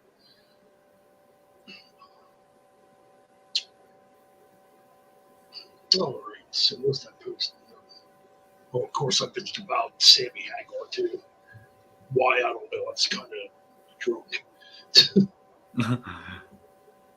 Oh, yeah. Here it is.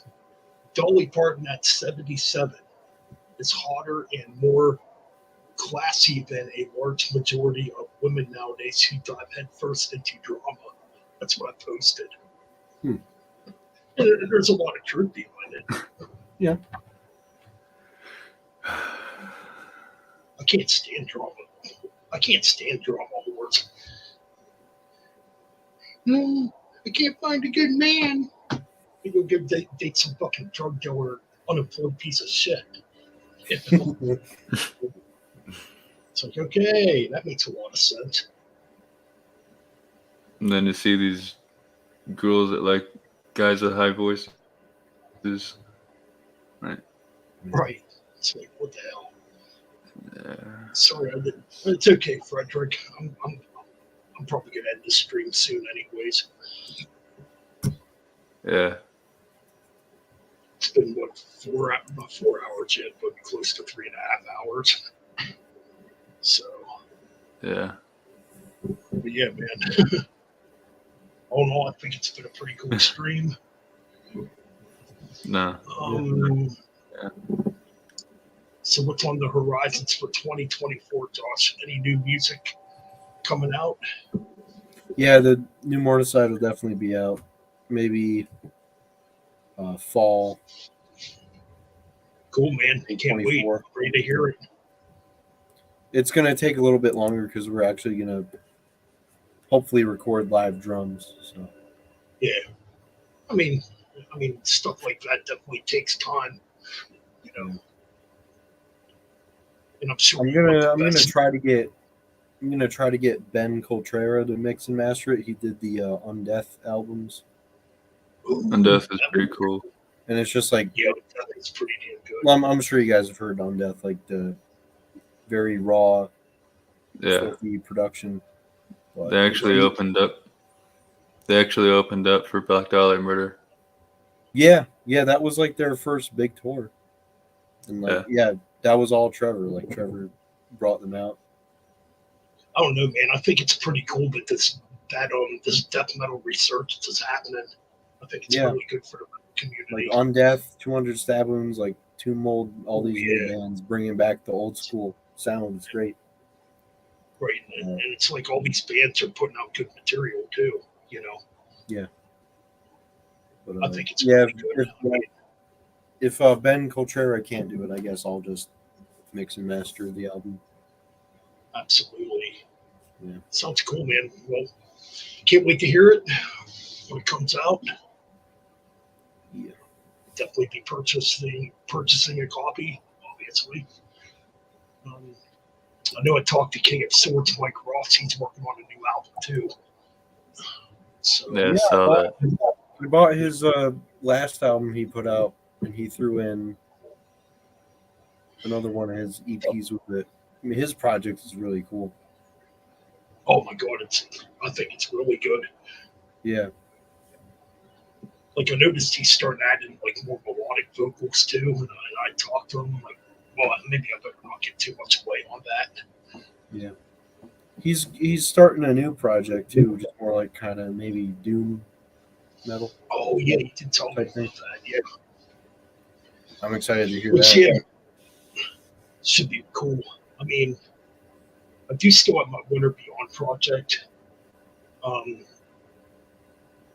I I need to get my ass in gear and start working on it. It's definitely going to be more well in the realms of doom metal, also maybe some psychedelia. It's going to be different than Holocaust.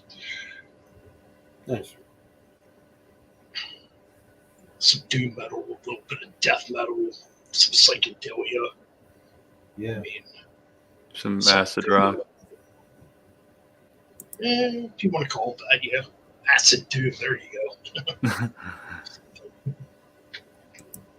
So yeah, I got to get on the ball and start recording that. I know it's been like on the barn burner of all of 2023. Yeah. I've been And thinking oh, good. I'm sorry. I was gonna say I've been thinking about trying to figure out how to record music without. You can actually do it on your phone and on an iPad. That's how I record my shit. I know it sounds cheap, but Yeah, like GarageBand, right? that's where I recorded my albums on. Yeah. I figured it out pretty quickly, and it wasn't that hard to do. There's just a DAW called Reaper, and you can get like an evaluation copy of it. I don't know if they fixed this or not, but Yeah. people have actually done this thing where like you can keep evaluating it after your trial expires, and they don't actually make you pay for it, so you can just keep it and not pay for it basically. They Is probably fixed that though. Is it a software thing? Like a Yeah, it's like Pro Tools or Cubase, any of one of those digital audio workstations. yeah. I mean, a lot of bands are kind of. I think a lot of bands are actually going in that route of using maybe GarageBand, which I don't think there's nothing wrong with it. I mean, if you can get, I mean, yeah, it's not going to be crystal clear, perfect production, but you can still get a decent sound out of it. Where 20 years ago, 30 years ago, if you were making a demo on a cassette recorder, which I did, I have actually a bunch of old demos walked away. It sounds quite rough. Yeah. In fact, I probably have. I still have everything I recorded. Like I started recording my own demos probably in 1999, 2000ish. Yeah, they're definitely rough. I mean, they're not great. In fact, one year I recorded like 5 albums in a row of just demo stuff. I had so much material written. Yeah, but that cover, that Amon Amarth cover I did was a little sloppy because I haven't played it in a while. Like maybe. Oh, you know what? I Was did it a check good- that out. Is it a guitar cover? Yeah, Oh, okay. Yeah, what's a guitar cover? I'll check it out. yeah. Absolutely. I could send you a link. All right. Yeah.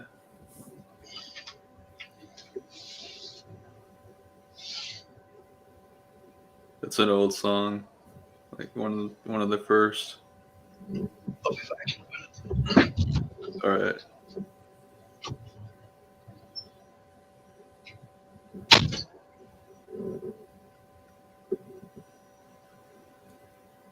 So how have you been, Josh? Oh, pretty good. Yeah, not bad.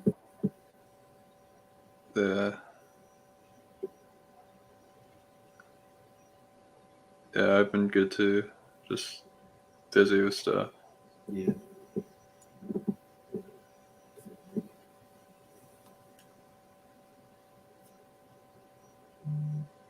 All right, I sent it to you.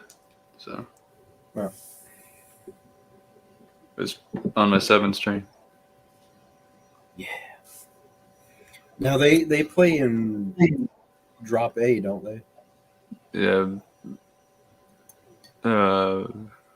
Mainly B standard and A drop A. I think Nile plays in drop A too. Yeah, there's some stuff where they like do drop G, but Yeah.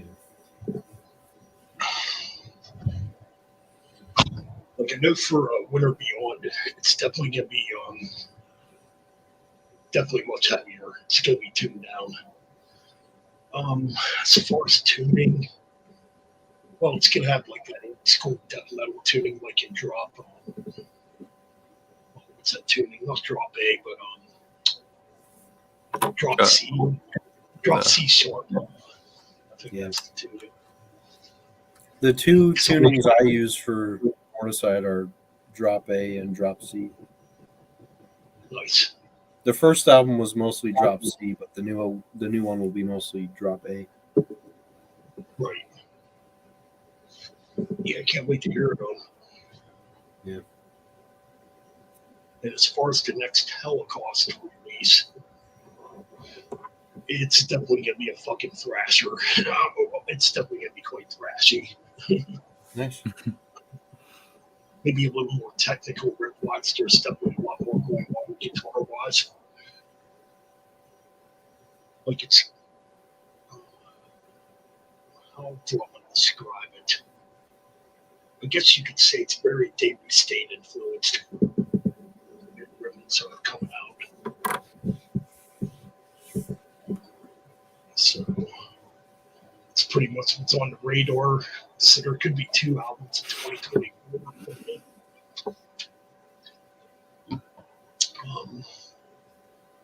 And I'm planning to have vocals on these albums. Like Winter Beyond's gonna be straight up death metal vocals, so I'm gonna do that.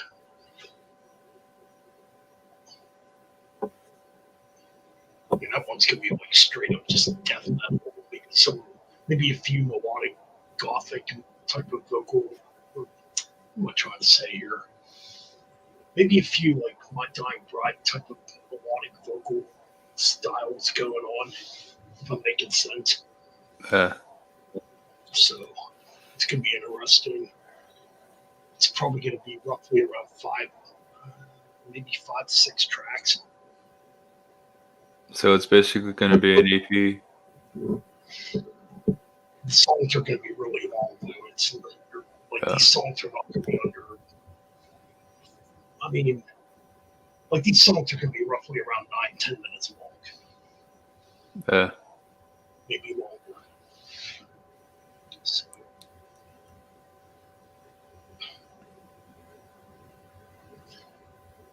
So yeah, that's definitely what's up for going into 2024. And I'm trying to get some. What? Oh, what? You're good. What? Oh, I was gonna say I'm trying to get more into doing covers again. Nice. Sounds cool. Well, I actually want to do a traditional heavy metal project too. I just don't have a name for it. I might just call it Metal Bend. It might just be Metal Bend solo. It's gonna be like straight up just old school traditional heavy metal, which I do have a song worked out for it. Ironically called Beer and Metal. Stupid song title, but then again, it's traditional metal for that project. And that's pretty much it. Well,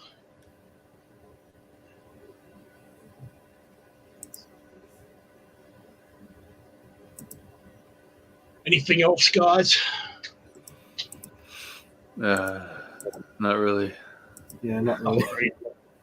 Yeah, I'm just gonna end the stream, and it's been going on for like 3.5 hours. So, well, thanks for joining in, guys. It's always a pleasure.